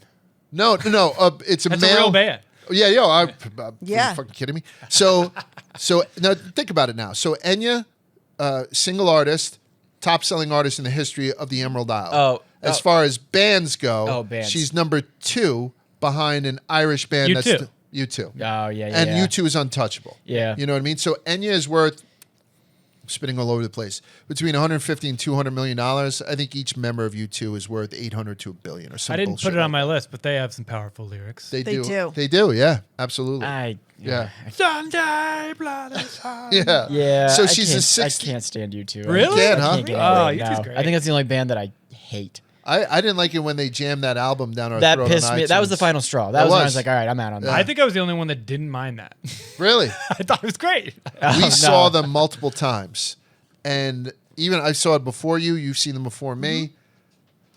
The last time we saw them, the drummer, the handsome guy, bad Yeah. back, like couldn't do most of his stuff. Yeah, It's not a show to was see now. propped But up. back in the day, I saw them 2 times, and it was fucking They're awesome. one of the best concerts I've ever been to. Yeah? They just all they played was the hits, back Yeah. to back to back to Yeah. back. They also had the largest Zootopia. stadium Yeah. concert like ever put together, where they had to, with a helicopter, they had to drop in the stage. Oh, So they really? only played stadiums. This was like 2009. That's yeah. cool. If you got a good concert, they were fabulous. Muse you got the opened bad up one, for you were them. Like, Oh, Muse opened up from when we saw Yeah, them. yeah. But Probably that's the same one where the years. guy couldn't move with his fucking back. Right. That was We saw him indoors, 2010. though. We didn't see him That there. was 2010. No, Yeah. a little bit later. Okay. We saw him in a more intimate setting. No big deal. But I saw like the Zootopia, That or was whatever it's maybe called. 2005. Really? I thought Yeah. it was much before that. I must be. Yeah. You know what? I'm When did- lying. That was like 95. Yeah. Oh. It was 95. before you. I'm sorry. That was before. Yeah, that was before you. I was gonna say, when did Vertigo come out? Was that the song Vertigo? Hello. That was might like- be Hola. the It was Zootopia. like 03, right? Zootopia? Oh yeah, Yeah. yeah. Are we mixing kids? Maybe. I don't know. But anyway, so let's get back to Enya. Enya is the shit. If you want to fall asleep or if you want to go to a spa, Yeah. what do you put on as they, don't do the whale noises and stuff. Put on fucking Enya. It's ethereal and it's beautiful. Enya is awesome, okay? But the rest of Enya's family was an Irish folk group called Clannad. So Enya was originally in this family band. She was like the niece of the guys who had started it. And then when she broke out on her own, she became a huge star. But Clannad was also a very popular, same thing, Celtic New Age band. They were once banned from performing live on British TV. Clannad was. Because the MI5 and MI6 are like the CIA, Right. FBI. They just deal with either international or domestic stuff. So MI5 thought the lyrics contained in Clannad songs had secret code words to activate IRA sleeper cells inside of England. I love that. I love the fact. Like, imagine the You FBI hear the came in. Mission Impossible song in your head? Yeah. Like, imagine if the fucking... It's like if the FBI didn't let country artists sing because they were going to try and stir up a civil war or something like that. Yeah. So just take that with you. And The they Irish thought have- this was like a credible threat. Yeah. Wow. So they weren't allowed to sing it. I found that to be fascinating. That'd be great if they did this for the next James Bond. That Yeah. was the Oh, plot. that's a good Yeah, one. yeah. Yeah. It's like, James. By the way, Enya's in a bunch of soundtracks too. Like she's in a lot of soundtracks and a lot of commercials. Do you want to know what terrible movie I immediately thought of? Which one? That like Sweet November with like Charlize Theron and Keanu Reeves. That was like the whole soundtrack. Was it really? Oh, Really? yeah. Do you remember that? It was terrible. Look at Don't John. remember that. Brutal movie. I just hit Enya and right away it went to Enya's net worth, so you can see what I'm looking at. There was a time where you would have looked and What it is said Enya topless. I'm gonna say like 200 million. Yeah, it's 170. All right, that's pretty. Yeah, only time Caribbean blue, right? And is Caribbean blue. It's all of its storms in Africa. Oh, Orinoco Flow. We can sail. Is that the one you were doing? We can sail with the Orinoco Flow. Oh, I don't know. I just did Eddie. Oh my, Yeah, yeah, I just oh did my Eddie. God, you did. Orinoco Flow. Yeah. Lot of rivers around Chicago, so we Orinoco Flow. Like I just did a fucking Eddie. I don't know what one I was singing. The one I was singing was on that infomercial back in the day. I don't know if it was like top easy listening hits, Yeah. and it was But which- Enya. But which one was it? I don't know. You nailed it at the beginning. It had to be. Yeah, that's yeah. You can say what you. That's only time. That's the name of that song. Okay. It's Only Time. So, yeah. You should give him the name of one, see if he can sing it. That's like the only one you can make out. She ends it, she goes, Holy Time. Yeah. But otherwise, it's all ones. because she grew up in a household that spoke Gaelic.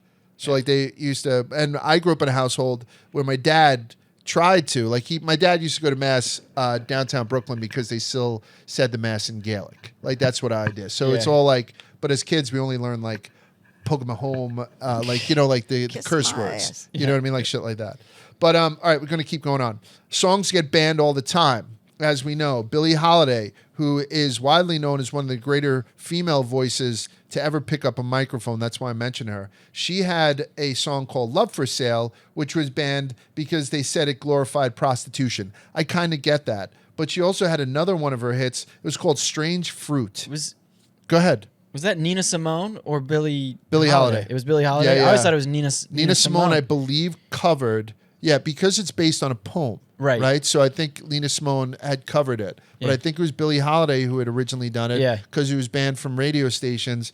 And it's because, I don't know if you'd be able to guess this, but Strange Fruit, like, it's because Billie Holiday had seen pictures of blacks being hung down south. And so and the picture itself it was Lawrence Bettier's photograph of the 1930 lynching of Thomas Shipp and Abraham Smith in Marion, Indiana. Shout out Indiana. I was going to say, I think this is an Indiana picture. Yeah, so I put that picture in there. It's a horrifying picture. Well, and to think that it was, then put into a poem, put into a song that was called Strange Fruit, it's pretty dire to learn that that's about lynching, right? It's go ahead. Yeah, it's a gruesome photo, obviously. It is but a the gruesome worst photo. part is the bottom half is just like the crowd of people that are just like, Casual. look at that, look at what we got here. So Like, fucking and there's casual. people smiling. It's like, that's the But it's literally like somebody said, "Oh, that must be some strange fruit on that tree." Like you Right. could tell there was probably that inappropriate joke. yeah. I wanted you to mention that because it's almost literal to the tree, Yeah. which is Yeah. very powerful. Because of the power of that song, Holiday would only close live shows with it. She wouldn't play it in the middle or in the beginning of shows. Kill the vibe, but wit- it's just like a But this is how she'd close the show, though. Like smaller venues, the waiters would stop serving drinks, take up all in case like people got rowdy or whatever. Would stop all service in advance. The room would be in total darkness except for a spotlight on Holiday's face, and there would be no encore. That's how she'd close it. And this is the lyrics: Southern trees bear a strange fruit, blood on the leaves and blood at the root. Black bodies swinging in the southern breeze, strange fruit hanging from poplar trees. Pastoral scene of the gallant South, the bulging eyes and the twisted mouth. Oof. Scent of magnolias sweet and fresh, then the sudden smell of burning flesh. Here's a fruit for crows to pluck, for the rain to gather and the wind to suck, for the sun to rot, for the tree to drop. Here is a strange and bitter crop. It's a fucking it's a hell of a poem. yeah. I mean, with that imagery and with that picture, and imagine with her voice Right. in a club where they drop the lights and she bangs that out. Man, that's some powerful shit. But anyway, so it was banned in the late 30s from the radio because it stirred up too much shit, I guess, right? I'm going to move on, not from this topic. I'm going to go specifically into songs that have rampant images of pedophilia in them. That's how I'm going to sort of go about the Lighten rest of things this, if you're okay with it. I don't know if you'll know what I'm talking about just from the little someone talking about a song about a 16-year-old girl. I have a lot of them. Okay, For some there's reason, Jeff, there was a time in rock and roll history where 16 and 17-year-old girls were everybody's muse. You're Yeah. 16. You're beautiful in your mind. Yeah, it's one of them. It's on the list. Because I was in Vegas with the Wonton Don one time. I went down to buy a lighter, and the guy behind the counter, it was just me and him. It was maybe like 2 a.m, and the guy behind the counter, the song's playing. He's like, talking about a 16-year-old girl, a little weird, don't you think? And I was like, yeah, of course. Yeah. I said, what? Yeah. I don't know. It was. But I have it written somewhere in this lineup. Most of the people there, particularly rock and roll performers and artists, they're writing for 16 and 17-year-old kids, right? They were writing for that.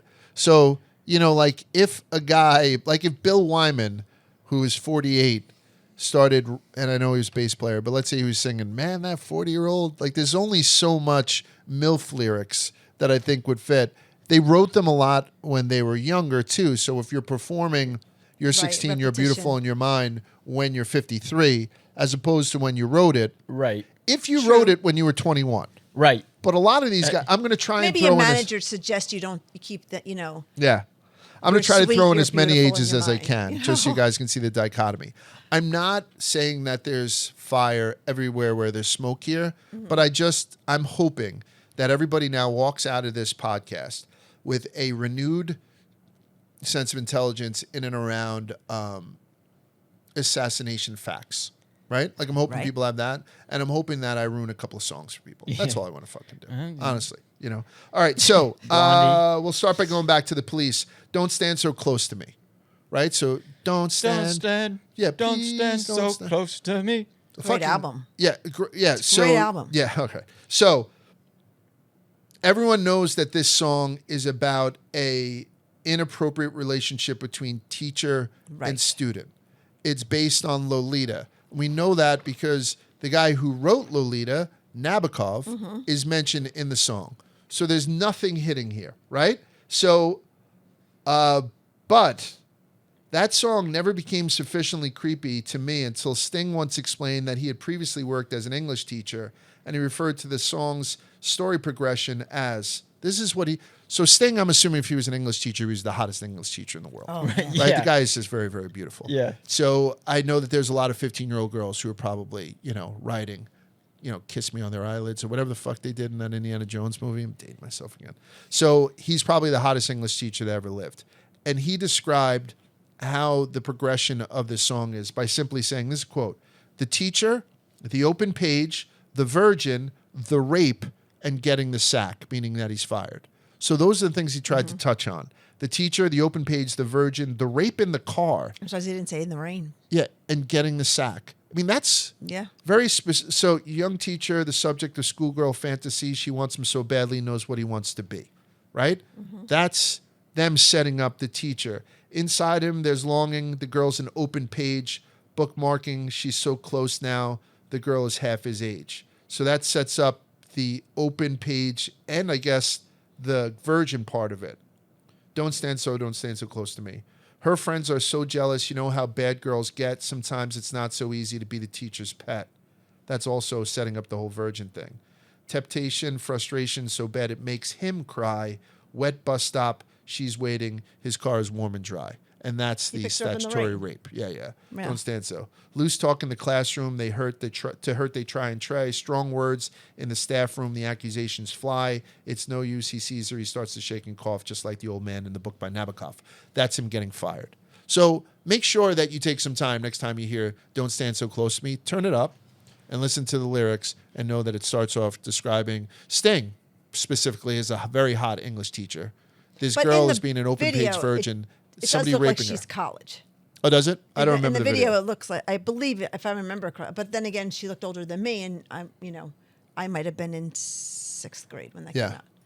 So, John, what am I doing? Is it like smoke and fire, or do you kind of agree that it's a different? Right? I mean, I'm not saying that you guys are going to go right from this podcast and go listen to fucking Police. Although there's worse things you could do. It's kind of cool. Message in a Bottle, great song. Yeah, I think they got a lot of bangers. Yeah. So I don't know. I just think that it's something worthwhile, don't you? Okay, good. I saw her standing there by the Beatles. I don't expect a lot of people to remember the Beatles song, but I saw her standing there was the B-side. Oh, come on. Tiffany redid that song. Everybody knows that song. Really? Yeah, no. She was like the mall queen. I saw her standing there. You know it, Vibsy? So I just read ahead, and it's I want to hold your hand. That's the B-side. So the B-side. So I want to hold your hand is possibly the Beatles' biggest hit. Right. And I know people will argue with that, but I want to hold your hand is big. And the B-side to that single was I saw her standing there, and it was huge. Got you. I thought you were saying the B-side was I want to hold your hand, and I was like, oh, that ended up being a hit. Yeah. So I see what you're saying. Yeah, it was the B-side to that. Paul Lennon and Paul McCartney and John Lennon. Wow, I fucked that up. Co-wrote it. And one of the things that John Lennon did was tweak the first line, because Paul McCartney had wrote the first line. She was just 17, never been a beauty queen. And John Lennon changed it to she was just 17. You know what I mean. I don't know what you mean. I don't know what you mean, Right. John. Like, that's my whole thing. Like, Where are you coming from? She's never been a beauty queen is a fine enough line, but they specifically changed it to, like, almost like you read it and you wink. Like her age You didn't know matter. Her what looks I didn't mean. matter. There It was was still young. grass on the field, so we may as back well to play that. ball. Like, I don't know what the fuck he means, but I do know that he was older when he wrote that, right? So those are John, both changed and perhaps an overreaction because the song is written in the past tense. It's about someone maybe recalling an incident when the girl was 17 and they were 17 also. Right. You know what I mean? But still, when I think about it, especially because I don't like John Lennon because he's a fucking he's a historic terrible scumbag. Right. Wife Like, beater. for him to write, she was just 17, you know what I mean? Creeps me out. One of my favorite songs from Bruce Springsteen. Not a Bruce Springsteen fan. I don't dislike him. Yeah, I'm with you. I don't dislike him at all. yeah. But I don't, like, a lot of people love him. I can tell you right now, I'm married to a girl from New Jersey. She's not a huge Bruce Springsteen fan. Maybe it's a South Jersey thing more so. Was it huge up in North Jersey? He's not South Jersey. He's Central. Okay, yeah, I'm sorry. I apologize. on. I apologize. What is it? Asbury? Say- yeah, Asbury? I think Sayreville, Bon Asbury Park. Jovi is South Jersey. Nope, he's Central also. he's He's Sayreville. Philly? Oh. Sayreville. He owns the Philly Soul or Come something. Yeah. on, his rest stop is He right used where he's to. from. His rest stop is like 100. The John Bon okay. Jovi, All right, fair. that's Central. Yeah. Because there's only 168 miles on the Garden State Parkway. Yeah, damn right. So he's 100. That means he's central. I was in a Excess, I car should say. full of people not too long ago, and I was like, you know what? I'm just going to say it. I don't think Bruce Springsteen's that great. Everyone's like, wow, thank you for saying that. That took He courage. isn't, No one and says he that. isn't. He's like a god. You can't say anything bad about People Springsteen. fucking love him, and Yeah, I like, get it. Like a balance, I whatever. think. I hear like his live show. Obviously, we saw him live once at it. So his live shows are huge. Like he plays Yeah. until he can't play anymore, and everybody goes home extremely He's satisfied. so likable, though. Cons is a huge, Yeah. Oh, huge yeah. Springsteen guy. And people who are into him are really into him. I got nothing against it. And the reason I'm saying this is because a couple of his songs I like more than others. And one of them I like is I'm on Fire. You know It's a one? great song. song. It's a short song. It's a great fucking Yeah. one. Sure. Yeah. John Mayer covers it. And John Mayer has said great things about Bruce Springsteen. I'm like, John, I don't agree with you. Oh, does John Mayer, he covers I'm on Fire? Covers I'm on Fire, yep. I bet on that's the good. album Battle Studies, 2009. But is it a good version? I mean, it It's must great. be. It's Right, great. right. Yeah, Okay. I I'll like it listen a to that lot. shit. Yeah. But what we're about to get into, there's a comedian, Pete Holmes, who has a beat. I know Pete. Yeah, he's good. He has a bit about this song. Get outta here. How creepy it is. Oh, I don't know that. I just saw it on TikTok not too long ago, but it Pete always Holmes has. is like a bigger guy, kind of talks gay, but he's not, right? Yeah, like yeah. he's got a little bit of a feminine affectation, right? yeah. Very, very funny dude. Yes, hilarious. Pear-shaped, kind of. Yeah, He yeah, has a yeah. weird body shape. Self-deprecating is very good, Yes, yeah. But I think he had a show on TBS. But yeah, he talks about how creepy it is because the opening thing is like, "Hey, little girl, is your daddy home?" That's exactly the point What? that I'm saying. Hey, little girl. Hey, little girl. I is always your took that daddy as he home? meant it's Henny, her I was boyfriend. right in the Sorry. fucking middle. Well, of I'm doing used Bruce to you doing it Springsteen. all the time. Holy shit. We sing. Did he go and leave you all alone? I think she's talking he's about her husband. I've got a bad desire. yeah. Right? It's not really her Oh, dad. I'm I on mean, fire. it's kind of like Alex when she talks about. Sometimes it's you know, like someone took a knife. daddy, right? Yeah, that's the whole thing too. Maybe it's the daddy image that I don't like Yeah. either.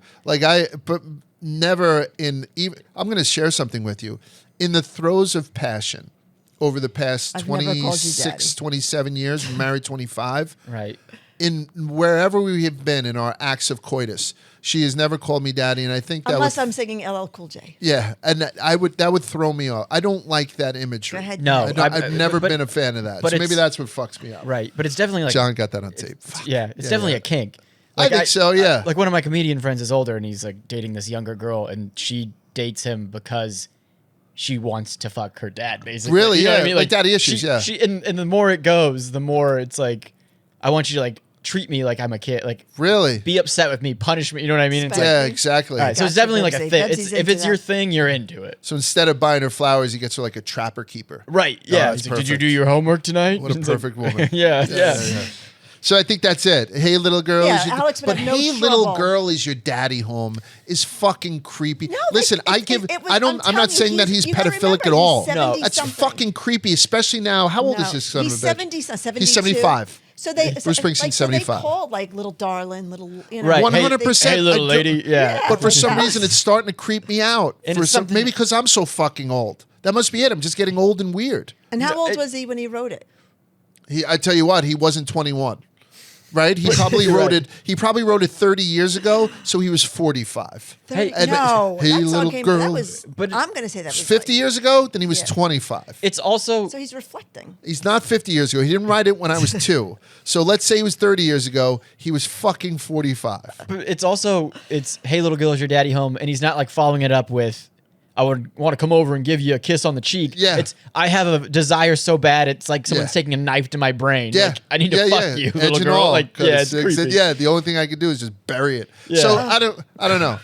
And again, I'm not by no means 84. we've never said what 1984. Yeah. So that's 40 years ago. So he was So he was 38. 30. Yes, 30. No, it's 40 years ago. So he's 35. So he's 30. Well, he was 30. Yeah. So he's in his 30s when he wrote, "Hey, little girl, is your daddy home? Did he go and That's leave when you it all got alone?" published. Maybe he wrote it and kept it in a journal. I'm trying to think positive here. No, and you I should. don't think Bruce You should. I'm not Springsteen's, like, canceling it. I'm going to like listen a- to it. It's still one of my favorite songs. Oh, I also like that "Streets of Philadelphia" song. That's another slow Yeah, one. you love that. You love Secret You don't like Garden. that? I love that. This guy doesn't love it. It's all about It's a Philly. great You love that Secret Garden song. That's a great song. For da da da da da. I guess I do like Bruce Springsteen You do. because I like He's got some good ones. Rosalita. Oh my God, here we You know? No. Okay. I mean all that shit, but I mean I don't get deep into Nebraska or We went whatever to it is. see his Hall of Fame. We watched the whole movie. You loved it. We did. We just happened to go to the Rock and Roll Hall of Fame when they were being inducted. I just saw the chubby old groundhog, croaking bullfrog. I always get a A little. dig, see, right? That's what it is? Yeah. Chubby old groundhog. Some of the most memorable lyrics of all time are nonsense. Right. Yeah, 100%. Whitetail buck deer munching on a clover. He's like, yeah. And then there's a whole. So we're back and we're talking about song lyrics. We had asked. I put out something 11 hours ago, asking for people's favorite song lyrics. We got like 200 people to put some Yeah. stuff in. I'm going to go through a bunch of them in a little bit. But somebody had hit the opening line from Dixieland Delight by Alabama, and then like you're saying, it's very funny to think. It puts me in such a good mood. I listen to it sometimes and I'm running and it's just it's something. You feel like you're so high. You feel like you're in the 70s and and you're just loving nature.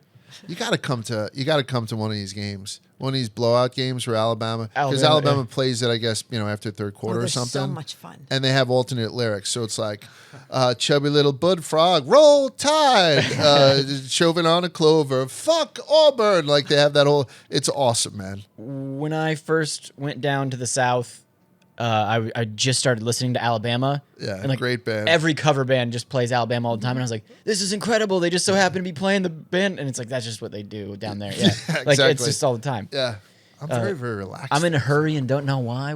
That's a good song. Yeah. That's got some good lyrics in it. I would tell you there are so many great country western. I don't know what he calls it country western anymore. Country lyrics. I don't think I threw any in either way. See, I thought the opposite. I couldn't find. I love country, but I couldn't find any lyrics that were really like. That's because you don't listen to Ronnie Millsap. Ronnie Yeah, Millsap. I definitely don't. Who? Yeah. Digging up bones. I'm digging Oh up wait, bones. I lied. I technically have one, but he's transcends country. But all right. Okay. All right. So Springsteen, I'm giving a pass to, obviously. I just want you to know that there's a creepiness to it. I hate that Pete Holmes beat me to that.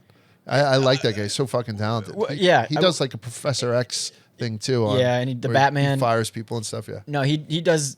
It made me sad too because I've always thought this song was like Great something song. that I had, and I was like, oh yeah, what a good Yeah. observation. But he nails it too, the full thing. So Bruce, not a pedophile. I'm not insinuating that. But like when lyrics are creepy, we're allowed to say it. Chuck Berry was a bad fucking guy. Chuck Berry was a bad guy. I don't know if I've mentioned it, but Chuck Berry was sentenced to 3 years in prison back in 1962 for offenses under the Mann Act, M-A-N-N. He had transported a 14-year-old prostitute across state lines for the purpose of having sexual intercourse with her.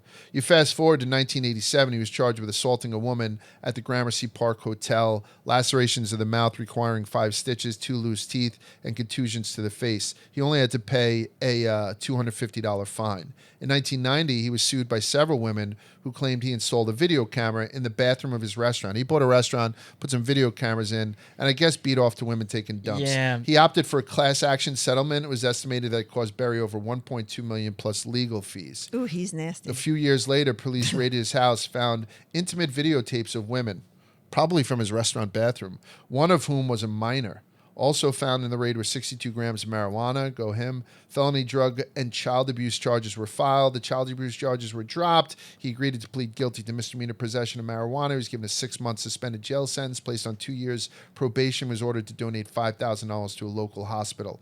Later, videos Berry recorded of himself urinating on a woman and another of her defecating on him would surface. So Chuck Berry was at least a fucking freak and at most an absolute bad guy. And in 1958, when he was 32, he wrote Sweet Little 16. Sweet Little 16, she's got the grown-up blues, tight dresses and pink lipstick, and she's sporting high-heel shoes. So when a guy like Chuck Berry writes about a 16-year-old girl when he's 32, and we know now that he gets shit on by people and pisses on others and likes to take videos of women taking dumps and he beats up on women and he had a 14-year-old prostitute that he got caught with.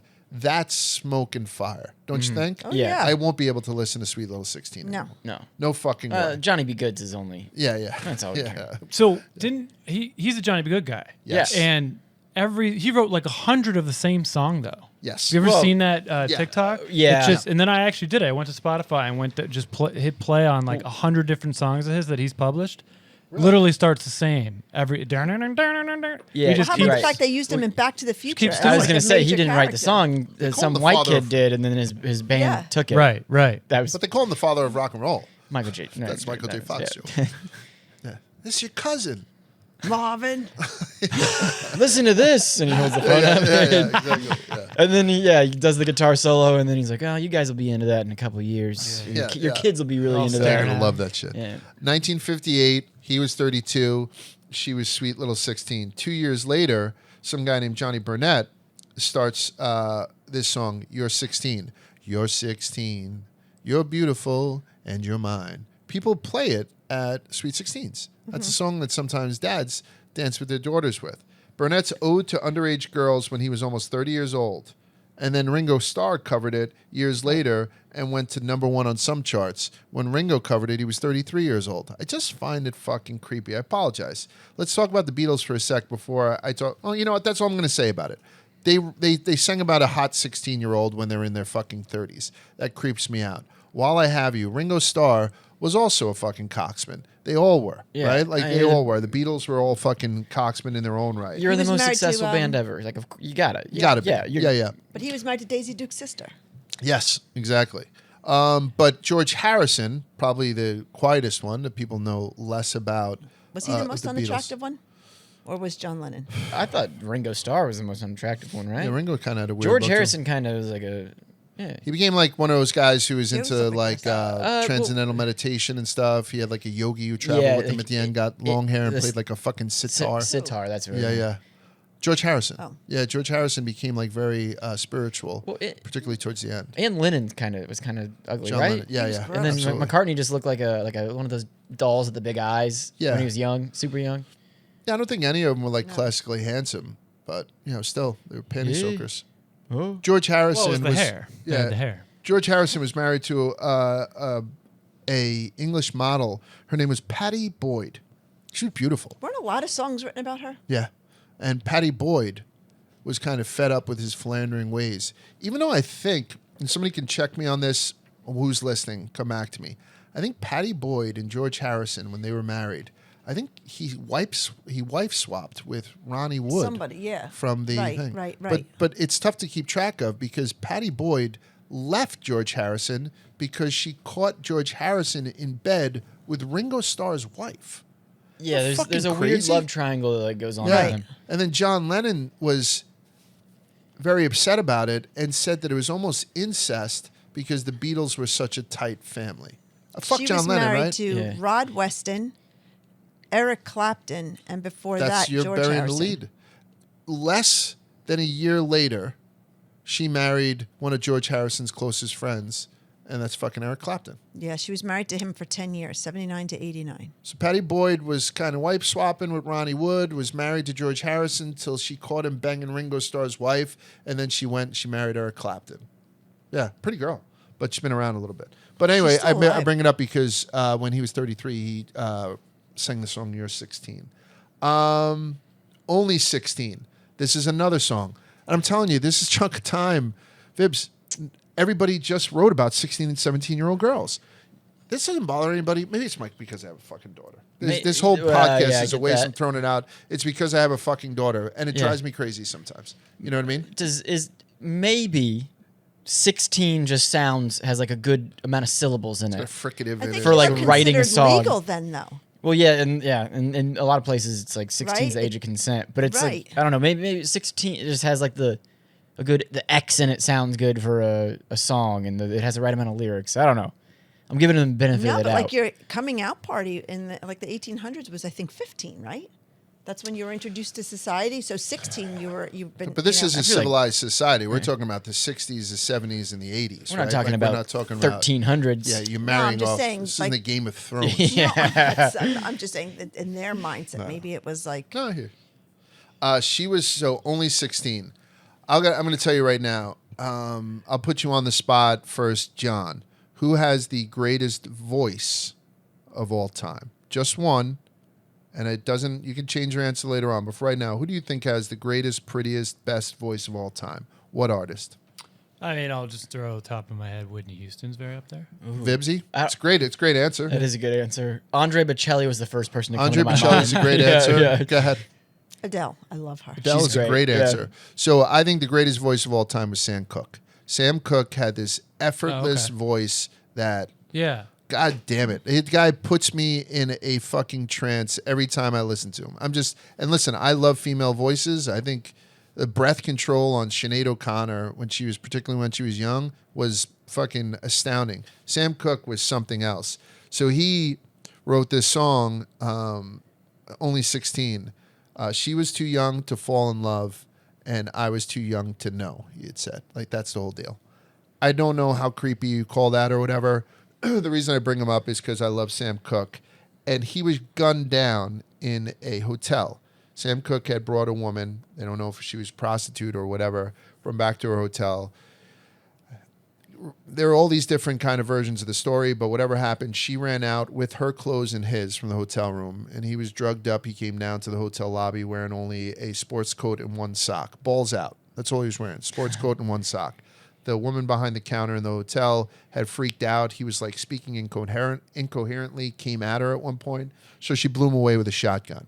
Then there's all this kind of stuff that had happened afterwards where like all these, black activists and celebrities had said he was beat up around the face and neck. Like this was something much more. So there's a lot of controversy. Yeah, there's a lot of controversy. Yeah. There's a lot of smoke in and around the death of Sam Cooke, who I consider one of the greatest voices, or the greatest voice that ever lived. The reason I'm bringing it up is because when I had seen this and I had seen Sam Cooke, I don't think we ever talked about this.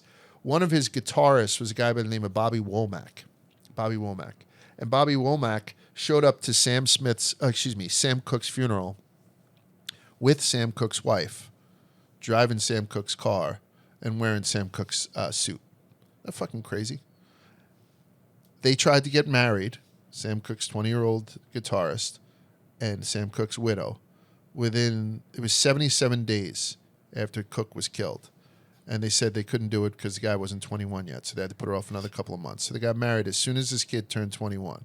So now Bobby Womack is married to Sam Smith's wife. Stay with me on this. Bobby Womack then gets divorced from Sam Smith's wife. Sam Cooke? Sam Cooke. I apologize. Sam Smith is like gay guy from England. Oh, and I'm thinking the race car driver. Oh, Sam married Sam Smith. So Sam Cooke's wife marries his 20-year-old guitarist as soon as the guy turns 21 when his body is still warm, right? Bobby Womack gets thrown out by Sam Cooke's wife because Bobby Womack gets caught banging Sam Cooke's daughter. Ugh. His wife's daughter. His stepdaughter, right? Yeah. How old is she? She was 17.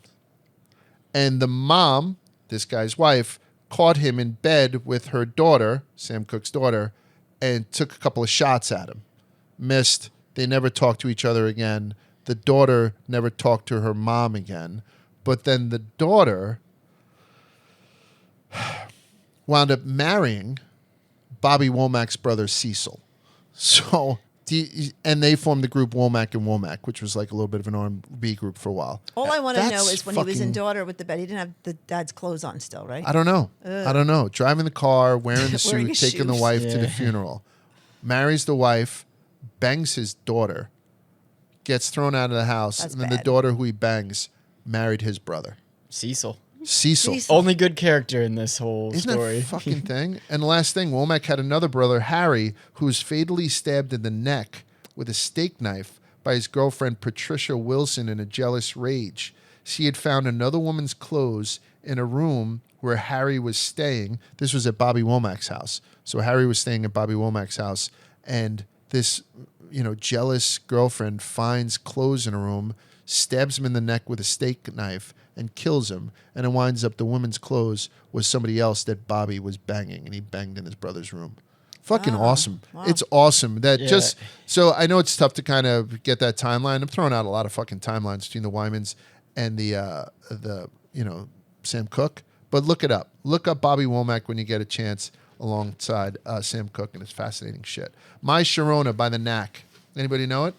Yeah, Oh, yeah. you changed it to my Corona, Yeah, it's been changed a I feel lot. like, yeah. Probably one of the more well-known bass lines, though. Yeah. Burn. Yeah. Definitely. I definitely agree with that. Yeah. Never gonna stop. Give it up. Such a dirty mind. I always get it up for the touch of a younger kind. Ooh. Like that's the line. I'd That's what you never see in noticed face that. there? Yeah, I've never noticed that. Doug Feiger claimed that the song was written from the perspective of a 14-year-old boy. Okay? That's what he said. Okay? After he was questioned. However, Feiger was 25 years old when he wrote it, and he was dating a 17-year-old girl at the time whose name was Sharona Alpert. So he's singing a song about an underage girl named Sharona, and he always gets it up for the touch of a younger kind, says it's about a 14-year-old boy, when he's banging a 17-year-old girl named Sharona. Right. That's always a That's weird. fucking crazy, though, John, right? Now, can you think about that every time? So if you're in a fucking car, listening to Twisted History, and afterwards you put on My Sharona, be like, ooh, like that Leonardo DiCaprio meme. I know that. Yeah, exactly. You know what I mean? Yeah, That's all I want Well, from this. I feel like the 33-year-old about a 17-year-old is 10 times creepier. 25, 17, you're I get it. You're getting closer. I agree. You're the weird guy who shows up to a prom with her. You know what I mean? Yes. This Yes. guy. You're getting closer You're to working- not being. Yeah. I understand. It's still weird, Yeah, but I it's mean, not real creepy. Let me tell you about a guy named Michael Jackson here. Well, that's where we were. Like, that's what we were trying to say. You and I think we talked about. Was it you and I who talked about it? About whether or not Michael Jackson just really enjoyed making kids happy, or if he really enjoyed watching kids' Right. buttholes. Like, Yeah, we don't know, yeah. right? So that's it. None of these songs are cancelable, as far as I know. Believe me, I'm gonna listen to these songs, almost every one of these songs, till I die. I'm not canceling them. Yeah. I just want to ruin them for I people. don't know. every The now Chuck and again. Or Berry make one, them more. I think Chuck Berry's out. I think You're right. yeah, Chuck Berry. he's on the yeah. R. Kelly list. Yeah. I have Although two I more do love that songs song. and Chuck- a little something afterwards, but the Chuck Berry one is out. I think with Chuck Berry is not just like canceling him. He should be in jail. Like he's Yeah. a criminal. Like it's not Right, just like oh, this 100%. guy said something. It's like no, this guy is a fucking freak. Right? Christine 16. That's by a band called Kiss that we had mentioned before, off the album Love Gun. Oh, here we Pull go. the trigger to my love gun. Yeah. I love my friend Jimmy Bogardus, rest in peace, Bogey. He invited me to a Kiss concert. It was the first one I ever gone to. He said I had an extra ticket. Do you want to go? I said, yeah. He says, cool. Which one do you want to be? I was like, what? He's like, I called dibs on Gene. Otherwise, everything is good. And I was like, oh my God, we're doing this. So he was one of those guys who was like very into it. I'd gone to see Kiss a couple of times. I love it. I love all that bullshit about it. We did an episode on Kiss. You I think we love did it. them. Yeah, I don't mind them. So Are they Christine, your favorite band? no, fucking not even No? close. Yeah, I don't. I mean, I shouldn't say no, not even close, because I have such fond memories of buying the vinyl when I was a kid. Eyelash just went to my eye. You don't mention any other band calling nearly ambulance? as Depeche Oh, Mode. They're no Depeche Mode. They're no Depeche Mode. They're They're no Cure. They're no Stone Temple Pilots. Oh shit! Look at you. So a eyelash just went to my eye. Are you okay? I'm blinded. Are you gonna be all I'm right? going to do this whole Your fucking your thing. eyes are a different color. I know. Do you need to absolutely. get it Redder out? than the devil's dick. Is it out? Nobody panic. Do you need to get it? Maybe. He's crying. Yeah. Honestly, okay, I see. get a close up on that. Yeah, and and say how much I love Kiss. We'll edit. Yeah. You Just really edit it love into it? a way Me too. that makes it seem like he was crying about something on the podcast. Seasonal allergies is not a fucking joke either, by the way, it out? guys. Oh, they're Like, the so, wor- yeah. All right. All All right, let's go. Crisis Christine, averted. Yeah, Christine 16, 1977, off the album Love Gun. Here's the quote. I don't usually say things like this to girls your age, but when I saw you coming out of school that day, I knew that I got to have you. Right? So now Gene Simmons was 28 years old when he had wrote that lyric. He was bassist and vocalist for Kiss. And the song is about an older man who's infatuated with a 16-year-old girl named Christine. Its subject and lyrics were controversial, made some hit radio stations reluctant to put her on their playlist, including WABC and the band's hometown of New York and WKBW in Buffalo. And they only played it after 7 p.m. as an album cut. So apparently it did ruffle some feathers. Yeah. But like that's one of those things like the Bloodhound Gang. You almost give them a pass because they're so fucking goofy. But are pedophilic jokes funny? You know what I mean? They're not, but if you kind of bake them into rock and roll songs, for some reason, They're fun cool. to sing. Is that it? Oh. Yeah. Last song. An article was written last year in Far Out Magazine. I get all my news from Far Out Magazine about one of my least favorite songs in the world. It was titled, Is Dexy's Midnight Runners Come On Eileen About a Pedophile? Yeah. I did not know that was I read the whole article, and there are a lot of stretches in it, none that I believe. This girl is all grown but still young and clever and all that stuff. I don't care. This is a song that I'd like to cancel, and here's the reason. Do you know why? I know why. Yeah. My grandmother's name is Eileen, and every time I hear this song, my grandmother passed away years ago. I love my grandmother. That's not why I was crying. But I don't know what it is. It's just like this bukkake image that you get when you hear that with your grandmother's name. Coming on her back is what it is. I can say it. You can't. I'm coming on your grandma's back like right all now of a sudden, it's that joke from Philadelphia. Yeah, so anyway, if you want to get rid of that fucking song, you can. Today I learned we're done with lyrics. We're gonna talk about lyrics that you guys had sent in, and we're gonna do like a little lyric thing on what we think is the best lyric. But I was gonna talk. I don't even know if I'm gonna do that. I might save that. Let's go right to it. So I had to ask people, Twisted History, recording in the morning, talking a little bit about lyrics. What's the greatest line from a song of all time? I told you that in 11 hours when I had checked it, it had 200 responses. That's not viral. I think that's a lot of responses for something that might be, because you could have answered this question one of two ways. You could have answered it in like very jokey manner, which I think is easy to do on social media, or you can do one that are like a couple of people had sent in the tattoos that they have of lyrics.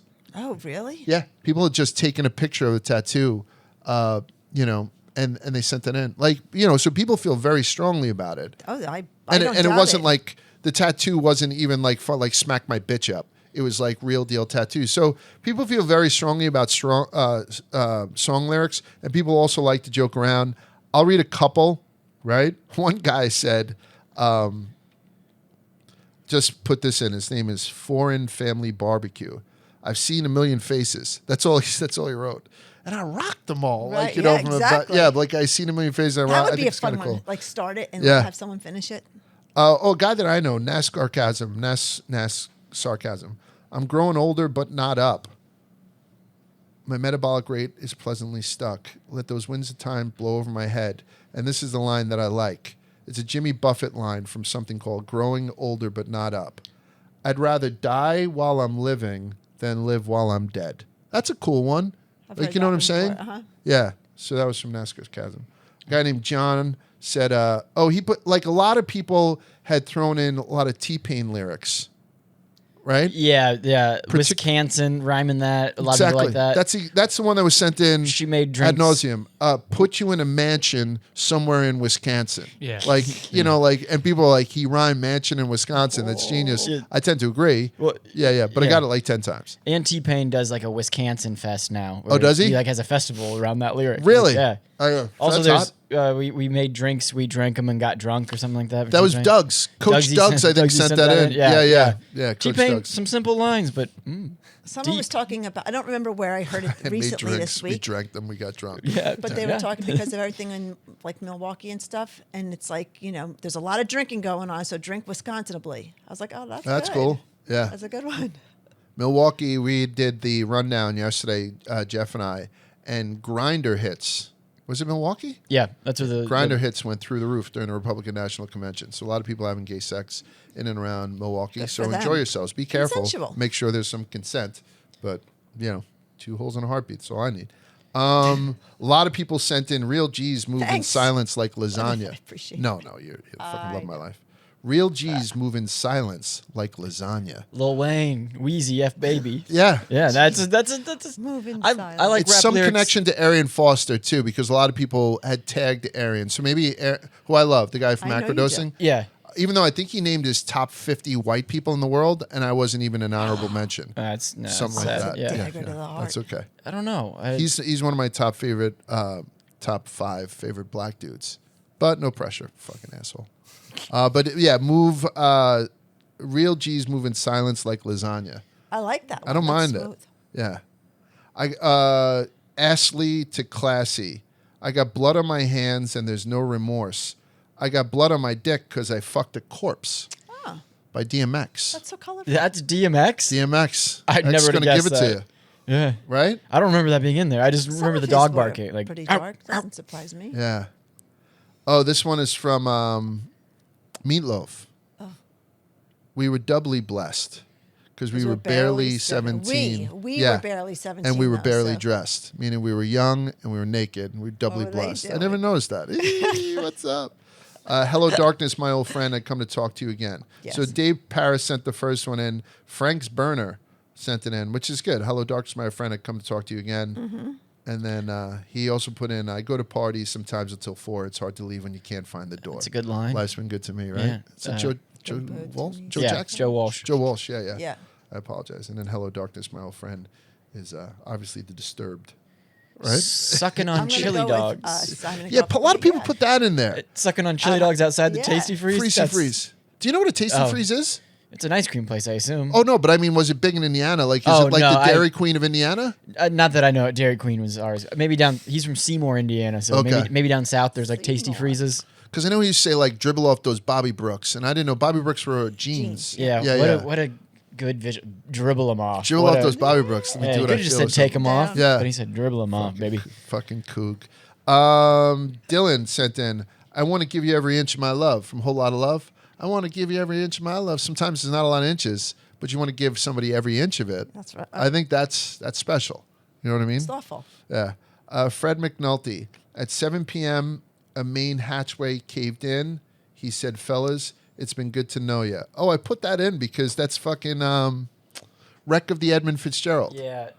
by Gordon Lightfoot. Lightfoot, yeah. I love Gordon Lightfoot. Really Sundown by Gordon Lightfoot. Man, that's a fucking banger. Yeah. So that's why I put that in. A couple people put in mayonnaise colored Benz. I push Miracle Whips. Kanye West. That's Kanye? Yeah, but Okay. that's a good line. Like I like something that's like right there and it's obvious. But Yeah. it's such a Yeah, I mean, I would also say he's got a good one with one of his famous ones. I ain't saying she a gold digger. Yeah, that's a good That's one it. too. Somebody put that in there. It's a great line. Yeah. Yeah. I parallel finish it. double park that motherfucker sideways. I Yeah. dare you. Yeah. Head of the class, you just want to swallow shit. That's a- right? yeah, that's a good I don't mind it. Cody, if rhymes were a drug, I'd sell them by the gram. That's Vanilla Ice. Nice baby. Yeah, if rhymes were a drug, I'd sell them by the gram. Zach Shireman, I ain't a killer, but don't push me. Revenge is like the sweetest joy next to getting pussy. Tupac. By Tupac. Yeah, that's fucking classic Tupac. You gotta love the colorful ones. Yeah. Vibsy back on the cross country bus, listening to that before a cross country meet. Yeah. Revenge is like the sweetest joy next to getting pussy. And I'm just Yeah. I What's just up? read that as you were How was saying. my time, coach? Right? yeah. Let's run fast. Yeah, shut up and put on longer shorts. Somebody named Tony Grant the Donnie. So come on, pretty baby. Suck my balls all night. I'm hopped up on Cialis, and you're as high as a kite from Steel Panther. Carl Swanson. I'm just a notch in your bedpost, but you're just a line in a song. That's a pretty good one by Fallout Boy. What's the other one? That's the one with Loaded going God down, Complex, down. Cock it and pull, Pull it. it. That's Yeah, a yeah, fucking. right? That's right. Yeah, That's yeah, Loaded yeah. That song God is a- complex. Cock it and pull it. Right? That's not the lyrics in that are good. Yeah, I'm just a notch in your bedpost, but you're just a line in a song. Listen, they're all bullshit things. We're not crushing over these, but it makes me feel good for some reason. Yeah. She told me to come, but I was already there. That was sent in by Wayne Palmer. That's a good one, too. It's AC/DC. First Shook Me All Night Long. Yeah. She told me to come, but I was already there. Been there, my man. I don't know if it's the wine or the Coke that makes the sound. Oh, no, makes her sound like her jaws broke. I don't know if it's the wine or the Coke that makes her sound like her jaws broke. Oh. But Tommy sent that in. I love that one, too. And then Creed's Thanksgiving halftime show, a guy had read, and that's his handle. Creed's Thanksgiving halftime show. And he said, I done told you once, you son of a bitch, I'm the best there ever been. Oh, yeah, From that's a fucking good one. Devil and Down in Yeah. Georgia. Yeah. I love that. That got me all fucking hyped up. So I'm going to ask you guys, what's the greatest lyric or lyrics of all time? John, I'm going to go with you because you're chomping. Chomping or champing at the bit. I think it's interesting. You seem to be one of those guys that pays attention to some of the things that a lot of people let go. And I'm talking about particularly when I'm watching a film, you see stuff that I don't see. I'm a lyrics guy.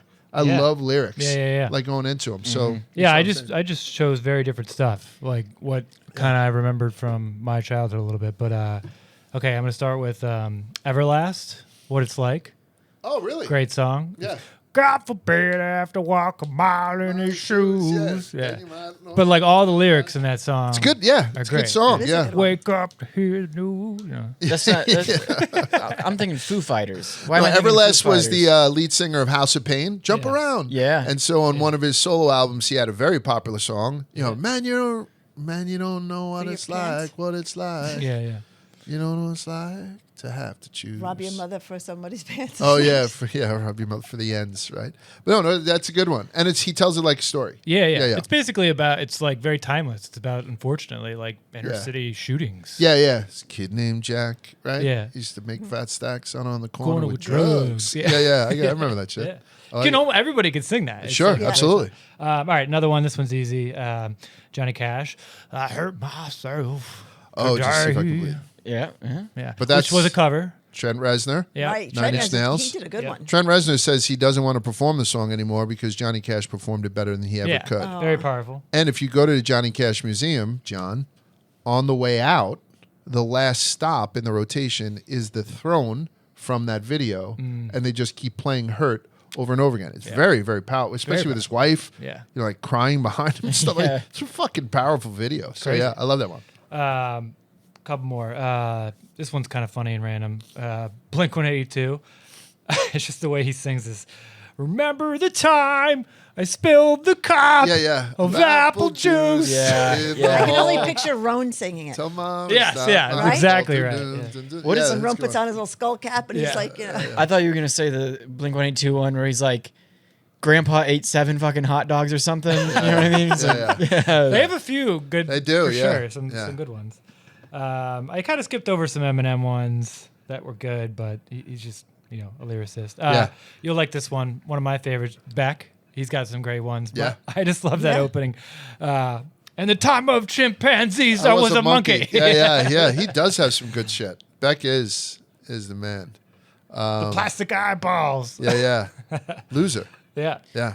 And then I Will Always Love You by Whitney Houston. Very powerful. John's a very Whitney Houston mood today. Yeah. But everybody John knows that one. loves dead crackheads.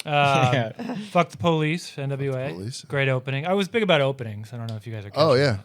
Yeah, that's pretty much it. I think the Straight Outta Compton opening is pretty good too. Straight Outta Compton, crazy Yeah. motherfucking name. I think that's Yep. kind of That's a cool from a great one. band called That's a Ends great with one. Attitude. Like it's a very good introduction. Like can someone stand up and tell me about yourself? Straight Outta Compton, crazy motherfucking name. Ice Cube from a band called People with yeah. Attitudes. Be like, okay, thank you, Ice Cube. Anybody else? Yeah, you know what I mean. Johnny Cash. I hurt myself today. What do you want to go? What do you got? okay, so see if you can name the band. I'm curious to see if you guys will name the band. When you're weary, feeling small, when tears are in your eyes, I'll dry them all. I'm on your side. Oh, when times get rough and friends just can't be found, like a bridge Over over troubled troubled waters? water, I will lay me down. I think that's a great song. Yeah, that's good. Who is that? Simon and Garfunkel. Simon and Garfunkel. And I'm not even yeah. a huge fan of theirs. I just happen to Yeah. think that song, like it's impossible song. not to get teary when you hear Yeah, that song. it's a good song. About some people.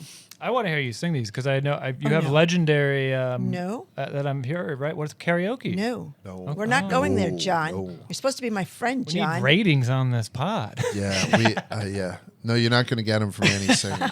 No, You're you not. won't. Yeah. Another great lyricist, I think, and I don't know if he writes his own songs or not, but I think Bruno Mars, Just the Way You Are, because I think there's so many people today that have image issues. Yeah. And one of his lines is, if perfect's what you're searching for, then just stay the same. Yeah. And I think that's Yeah. very powerful for people. I sing that a lot with Bridge. That's a great song, though. It's a great because song. of Why? Why? isn't that I catch a grenade for? No, it's that's a one. different Yeah. one. Is that him? He's got He won't too do the many. same. He's got too many That's bangers. hilarious, though. This does. one, yeah. I It's a catch a hilarious grenade. like Yeah, what? yeah. I would do anything, but you fall on won't a do the grenade same. for- yeah. It's I don't know the name. I don't know the names of songs. I'm just like So the one you're talking about is Just the Way Just You the Are. Way You Are. Yeah, Yeah. And then I think, as far as like another particular line, I think that what you fear the most will meet you halfway there from Pearl Jam, Crazy Mary. Oh, okay. I think that's a great line. That's a great song. Crazy Mary. great So that was song. a fucking Lucinda Williams song, I think, originally. Jesus.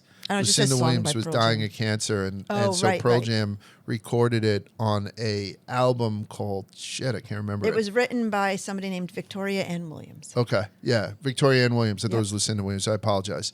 It was close. Very close. And so, Wide-Eyed Crazy Mary. It's a great Great song. fucking song. Pass a bottle, drink it down, pass Yeah. it around. I just Yeah, think yeah. that's a great line, though, Yeah. because it's true. That's a recommendation. I haven't listened to that song in a while. Was that your Eddie Vedder? No, I'll Yeah, bang okay. it He out. really Right. tightens the jaw and gets the lips tight. I to don't do know Eddie what I Vedder. think. Oh, no. I always go an underbite with There we Eddie go. Vedder. Yes, you do. Eddie Vedder. Eddie Vedder. Yeah. There we go. Right. Hear me smoking. Yeah, like I always throw it out the jaw. Go ahead. You have any more? Nope, that's it from me. What do you got, Vibsy? All right, let's do this. Is I it got a lot. Mayor? I tried to stay away from the mayor. Why? But I got a couple on there, but it wouldn't be like the lyrics, the songs you think. Is he a I- better guitarist than he is singer or lyricist? Like, is he a Yeah. better musician Oh, I than mean, singer? it's not even close. He's Because he's a very good He's guitarist. you're saying. arguably a bad lyricist. no, Oh, really? no. He's On some songs. no. On Okay. some songs. No. There's not a Yeah, there's not a love fucking. this. He's a poet. Rough Love and on the Rowdy. Weekend was bad. Okay, well, you want to say his newer stuff? Maybe. I don't know. But I agree. I overstated it. He's definitely Yeah. got some good ones. Yeah. How would you do interviewing him? Would you be so like when he saw Reverend Run? It was. Yeah. Yeah. Who would I be like Right? doing? Who would I do that to? I would say Gerard, Tom Hardy, Never mind. There's a couple of them. Gerard. Apparently, I got a couple. Gerard Butler. And he was a big Gerard Butler guy for a while. As you should. Tom Hardy. Yeah. If Mike Banning was there, Trump would not have, nobody would have right. got that shot off. Law-abiding citizen. Yeah, that was That's fucking it? great movie. No, you're thinking Mike- Olympus has fallen. Olympus has fallen. Mike Banning. Okay. Yeah. man. I don't think I ever saw Olympus as one. I didn't mean to great get off on a movie. tangent, No, but I you're just say because I do know him as being one of the better guitarists. And when we saw Billy Joel, I think he came out and just played guitar, barely sang. You know what I mean? So go ahead. Yeah, I think he's. This is gonna be a hot take, but I think he's probably of living guitarists, probably one of the best because, like Robert Plant and those guys are a billion years old now. They're not. Is Robert Plant dead? No. Robert Plant's alive, but Jimmy Page was the guitarist. Jimmy Page- yeah, Jimmy Page, Page, he's John Paul dead. Jones. He's- Yeah. yeah. No, they're so all- Jimmy Page, the guitarist for Led Zeppelin. Robert Plant was the lead singer. They're both alive. John Yeah. Bonham, the drummer, is dead. Bonzo's dead. Angus Angus Young, Young from I AC/DC. I just saw a clip of him playing. He's incredible still. He's still going. He's jumping on one leg Yeah. and just. I going think to crazy. your He point, started like- out singing like crooner stuff, right? Like he started Yeah. out doing 50 stuff. I think so. But I would tell you, It's About to Get Loud is only like 10 years old, and it was Jimmy Page, Jack White. Did you ever see that, John? Yeah, Jack White's on that list of modern. Jack White's- guitar yeah. players. And Well, then the guy, like- it's the Edge now. The Edge is the guitarist. Yeah, The U2. handsome guy from U2 is the drummer. He was the Larry guy who was Mullen fucked Jr., up. Larry yeah. Mullen Jr. like just. But the Edge, I think, was in there, and everyone's like, "Why the fuck is the Edge there with Jack He's White fantastic. and Jimmy right. Page?" Yeah. Tom Morello is supposed to be fucking He's one of the better great. guitarists, and I know what you're saying. Jimmy Page is getting up there. Yeah, He- yeah. maybe he Clapton's doesn't getting have up there. it. Yeah, Yeah. I don't know. So yeah, you might be right. Jimi I don't know. Hendrix is dead. Yeah, Yeah, Eddie Van Halen is. Yes, that's Yeah. a good one. you got That some. was yeah. heartbreaking when he died. And I'm sure you got some like studio musicians that are like just incredible. But like as far as like mainstream, like I think he's Gary Clark Jr. is a good. I was thinking about him, but I saw Buddy Guy last weekend in fucking Chicago. Is he still going? Because it's unbelievable. When we went to Chicago, we were staying right next to the House of Blues, and I was like, "Oh, if Buddy Guy was playing, I would go over and watch." So he has his own bar now called Buddy. Well, not now. He's got a bar in Chicago called Buddy Guys, and he performs at that every now and again.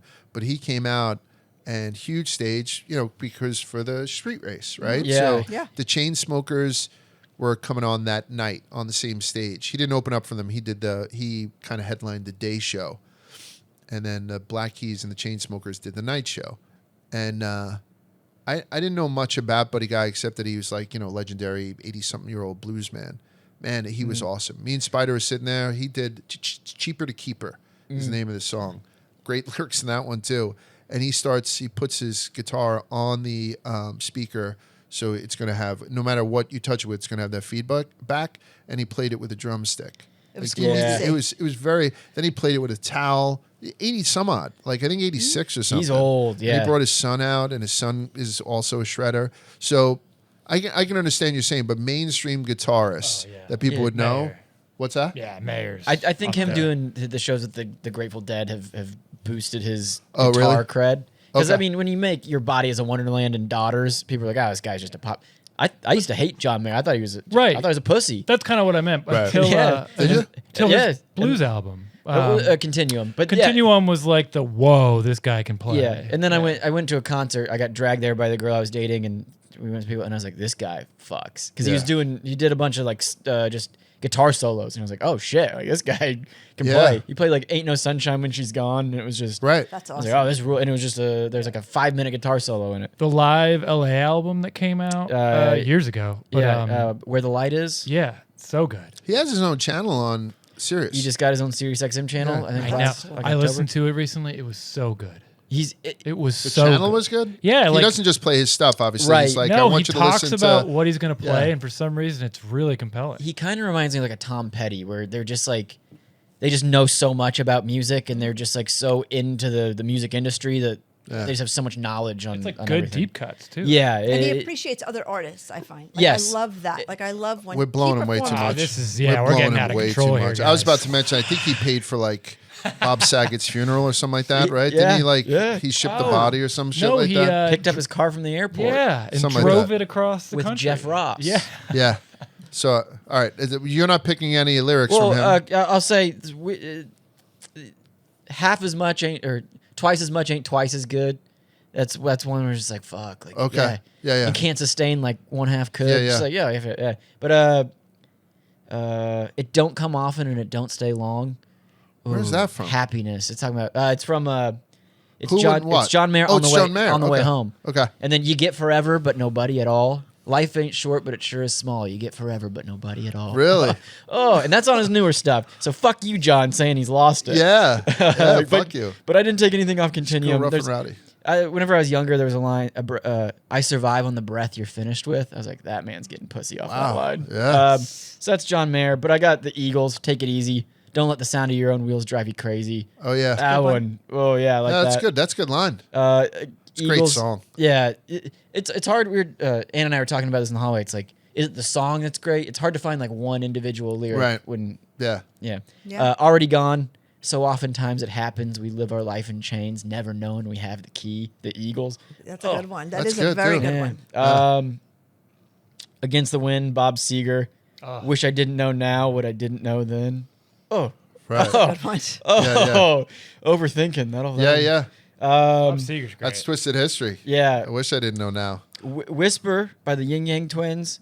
Hey, bitch, wait till you see my dick. Yeah, wait. I always thought it was like, oh, hey, like he's got a massive penis and Right. he wants her to see it. But what if it's like mutilated or something? Like you gotta Oh, see it. like, It's not even yeah, sexual. It's yeah. like you just gotta Right. see this. Yeah, Like, you're gonna be exactly. You're gonna love this. Yeah, that's a new wrinkle For literally. science. Wrinkle, dick wrinkle. R. Kelly Ignition remix. That's your go-to karaoke song. Yes, it is. Still, even in this untrying times. You got it. It's trying If Chuck times. Berry's not canceled, I mean, Yeah, R. Kelly's like Some a songs, modern I day guess. version of Chuck Berry almost. But for the karaoke and it's the freaking weekend. You go, it's the freaking weekend. It's the freaking weekend. About to have me some fun. Then you go, it's the freaking weekend, everybody, and everyone gets you got to be a showman. But R. Kelly Ignition remix. Give me that toot toot. And I'll let you give me that beat beat. Yeah. It's running my hands through your fro. Yep. It's just Aaliyah, age ain't nothing but a number, she'd cut when she was like... She died, a week before 9/11, right? Yeah, but she was only 15 when she cut that.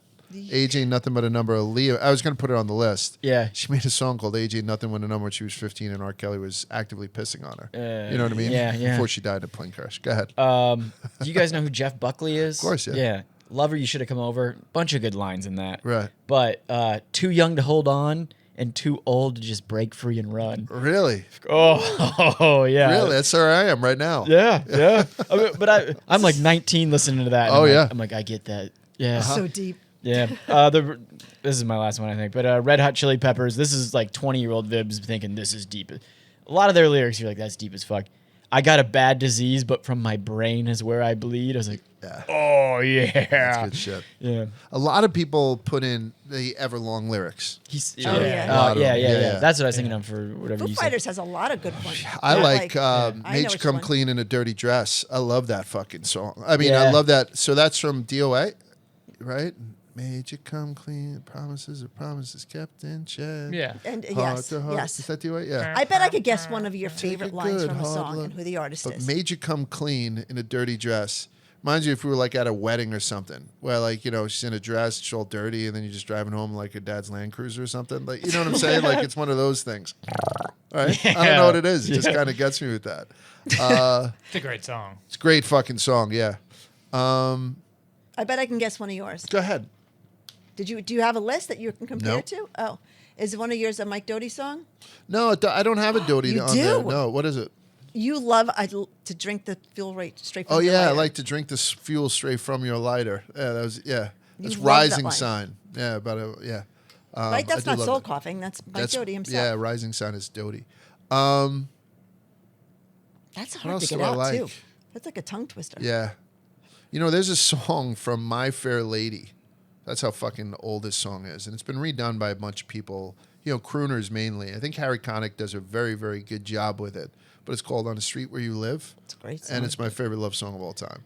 Like, because this guy is talking about, he's almost insane, right? He's getting so much pleasure just being on the block where this girl lives that it's, just driving him crazy. And he's not going through her panties. Yeah. He's not going through her garbage trying to find like a used tampon. He's like, I've often walked down these streets before. That's what he said. But the pavement always stayed beneath my feet before. Now he's like, all at once am I several stories high, knowing I'm on the street where you live. Just knowing that he's on the street where she lives, he's several stories high. He says, like, are there lilac trees in the heart of town? Can you hear a lark in any other part of town? Does enchantment pour out of every door? No, it's just on the street where you live. Like, he doesn't even notice if the rest of the city is beautiful. He just notices beauty because the girl happens to fucking live there. Yeah. He's like, the towering feeling just to know you are near. An overpowering feeling that any second you may appear. People stop and stare. That doesn't bother me because there's nowhere else on earth that I would rather be. Let the time go by. I don't care because I'm here on the street where you live. Not in bed with her. In Philadelphia. Not knuckle deep in her. Nothing.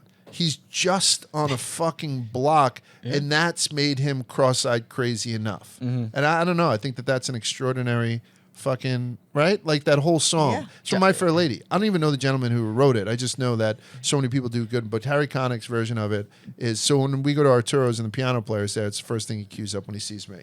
Gets a 20 for it too, by the way. Die if I saw you, die if I didn't see you there. It's like Yeah. the chance of running into her, like, oh, what do I do? Oh, It's still a great John medium. Mayer, by the way. It's still a great medium as a Yeah. point, right? Like you can get as inappropriate as you want talking about 16 and 17-year-old girls and stuff. And you can get as silly as you want talking about wet-ass pussies. But I think still at the very end of it, man, it's one that I don't think's going. I watch less TV. We go see less movies. I'm never going to listen to less music, I think, right? Don't you think? Never. Yeah. It's a big lyrics guy. So that's it. So it's Twisted History Always. of Assassinations / lyrics. I appreciate you guys hanging in there with us. Man, we've been going for a little while. I apologize. Can you take us away a little bit? Yeah, yeah, exactly. What would you guys like to hear? Jeremy Spooky. No, Oh, that's, no. Why don't you sing something as Eddie? Chubby little groundhog.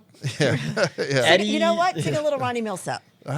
What would you There's say? no getting over me because he's Sweet darling. If you listen to Ronnie Millsap, by the way, he's blind. Right? Ronnie Millsap is blind. He's blind as bad.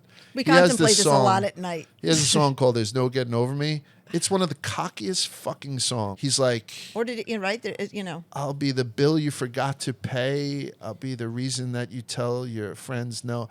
Everything. It's like he's about. He's like, you're never gonna be a fucking. It's singer. like Kanye West was like, "There's 1,000 yous. There's only one of me." Like, yeah. you dumb bitch. That's good. I'll be the dream that keeps you awake. I'll be the song on the radio. I'll be the reason you tell the boys. No. Yeah, it's fucking. Because I'm lurking because I'm going to beat them up. Yeah, just great lyrics. So anyway, that's it for us this week in Rubbin is Racing Twisted History. What do we got? You're going out to. You will see it by the time you go out.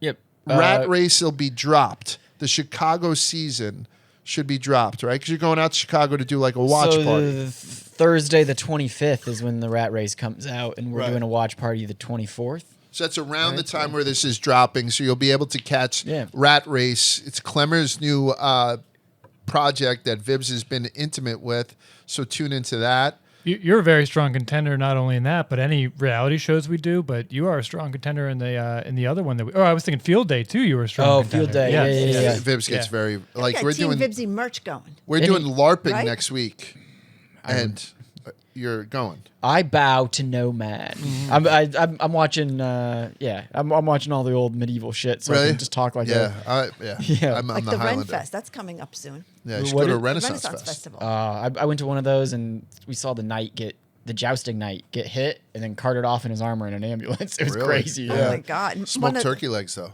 Yeah. One of the oldest videos from Barstool when they went to the Ren Fest. Did you ever see that one? Yeah, of course, yeah. Man, that was funny. That was And then, so we're going along. I'm not going to another race for a while. We got Rough and Rowdy coming up in, I think, 2 weeks. John, you're headed off to Paris, correct? Yeah, going to the Olympics with Donnie Does. We're going to do some live streaming. Fucking guy. Hopefully some athlete interviews. But yeah, you should see us live in Paris. I just watched the Wonton Don do the marriage market for Smokes and Mincy. So funny. Very funny. Hilarious. So it got me very excited for the Olympics footage. Wonton Don hit me last night, asked me a question about stocks. I never got back to him. This is my official apology. By the way, I was talking to Donnie this morning about our trip. He threw this out there. I don't know if we're going to be able to get to it, but he was like, because we're not, we're probably a few hours from Normandy, but he was interested maybe. You go to fucking Normandy. Omaha Beach. You go to Normandy John, with there's nothing Wonton like Don and not with me. Go. Don't fucking come back. Do not fucking come back. If I send you the text, you got to fly out. Of course, yeah. There's something about it. When you get there, you're going to feel a presence of everybody that entered that beach. So if I do get to do that, I'll take a little video or something. Don't do it. For the handle. Don't fucking do it. No, I mean, everything you guys do is great. So make sure you tune into that. So that'll be a couple of weeks out because they're going to be filming next week live in the Olympics. And he's been doing something kind of interesting where she and a guy who I think used to work on the SIBO or maybe the Philly. Both. Yeah. Both. Have been doing some stuff where they interview characters from the floor of the exchanges. Pencils with erasers. Pencils with erasers. So I did an episode. I get kind of into a deep dive on some of the characters that I work with on the floor. And that's kind of the idea behind it. Brett Briscoe? Brett Briscoe, yeah. I can't believe I've mentioned this guy. I've only met him once or twice, but a lot of guys did a lot of business with him. I'm so glad he's still alive. And then that's it. So it's Pencils with Erasers. Pencils with erasers, yep. I had one more plug. I know we're getting long, but finish up, and I got one more. And then I'm going to be doing Jarrell Miller on Monday in Philly. With me. With John. So he's fighting Andy Ruiz. It's coming up. Jarrell Miller is he's a character. He used to fuck Deontay Wilder's baby mama and then sent Deontay Wilder flowers when she had Deontay's kid. As if to say, you know what I mean? Kind of fits into the earlier narrative of what we were talking about, right? Type thing. And so now he popped positive for steroids, so couldn't fight Anthony Joshua, which gave Andy Ruiz a chance to shock the world, which he did.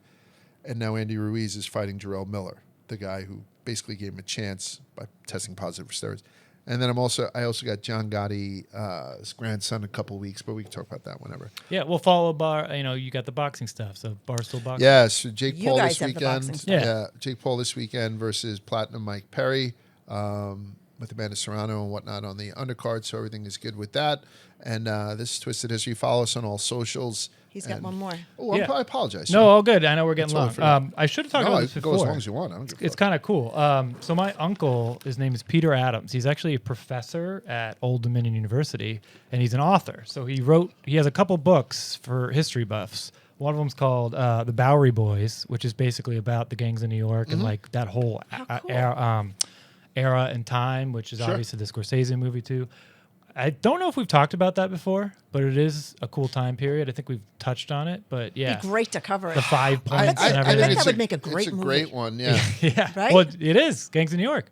No, the one your uncle wrote. Like, I'm sure It's his about the version. same It's thing. the same one? Oh, I thought it was a takeoff on it. So it's like ironically, he Five was Pointers, writing is that it? before. Yeah, 5 Points of New York. 5 points, that's it. He was writing it before the movie came out, and then, and then okay. it came out. And then, so he just came out with a new one. It's called The Insurrectionist. It's the first biography of Major General Edwin A. Walker, who you may not know, but there's a lot of parallels to Trump, if you will, and sort of like the far-right cool. movement. What's his name? Peter Adams. Peter Adams. Okay. Yeah. So check it out. The Insurrectionist and the Bowery Boys. If you're big fans of history, then you'll be big fans of these books. So I would check them out, and then I'll check them out, and maybe it's something we could. Yeah, I have a just deep started The dive into. Insurrectionist, and like right away, in like 2 pages, they call this Edwin guy like a threat to democracy. So it's Okay. it's very a lot of parallels. What was his name? Edwin. What was Edwin A. Walker. Walker, What is it? Major General Edwin A. Walker. What war was he in? So he was a figure who, in the 1950s and 60s, became a leader of the far right political movement. Got it. Yeah, Wow. known for elaborate conspiracy theories, authoritarianism, blah blah blah. Yeah, Very cool. goes on and on and on. Yeah. I thought when you said Bowery Boys, I thought he just wrote it. Like I knew, like That one was a little bit older, Older. but I always thought that was a very cool topic too. It I really think I is. agree. I think old Yeah. school New York is a great topic. Yeah. Yeah, and like when we were there- first oh. reading The Alienist, it was kind of Yeah. cool. Like for I love historical fiction. Yeah, you know we what I talked mean? about this. The bar down there, the White Rabbits. Yeah. That's Absolutely. that's one of the bigger One of the ones. one of the gangs, right? Yeah. Yeah, the Dead Rabbits. The Dead Rabbits, not Yeah, the yeah, White the White Rabbits. Rabbits. Yeah. All of a sudden, one They're all pill hallucinating. makes you bigger, right? That's Bang. good. Yeah. Makes you small. Is it Kenny Rogers who had just dropped in to see what condition my condition is in? Do you remember that song?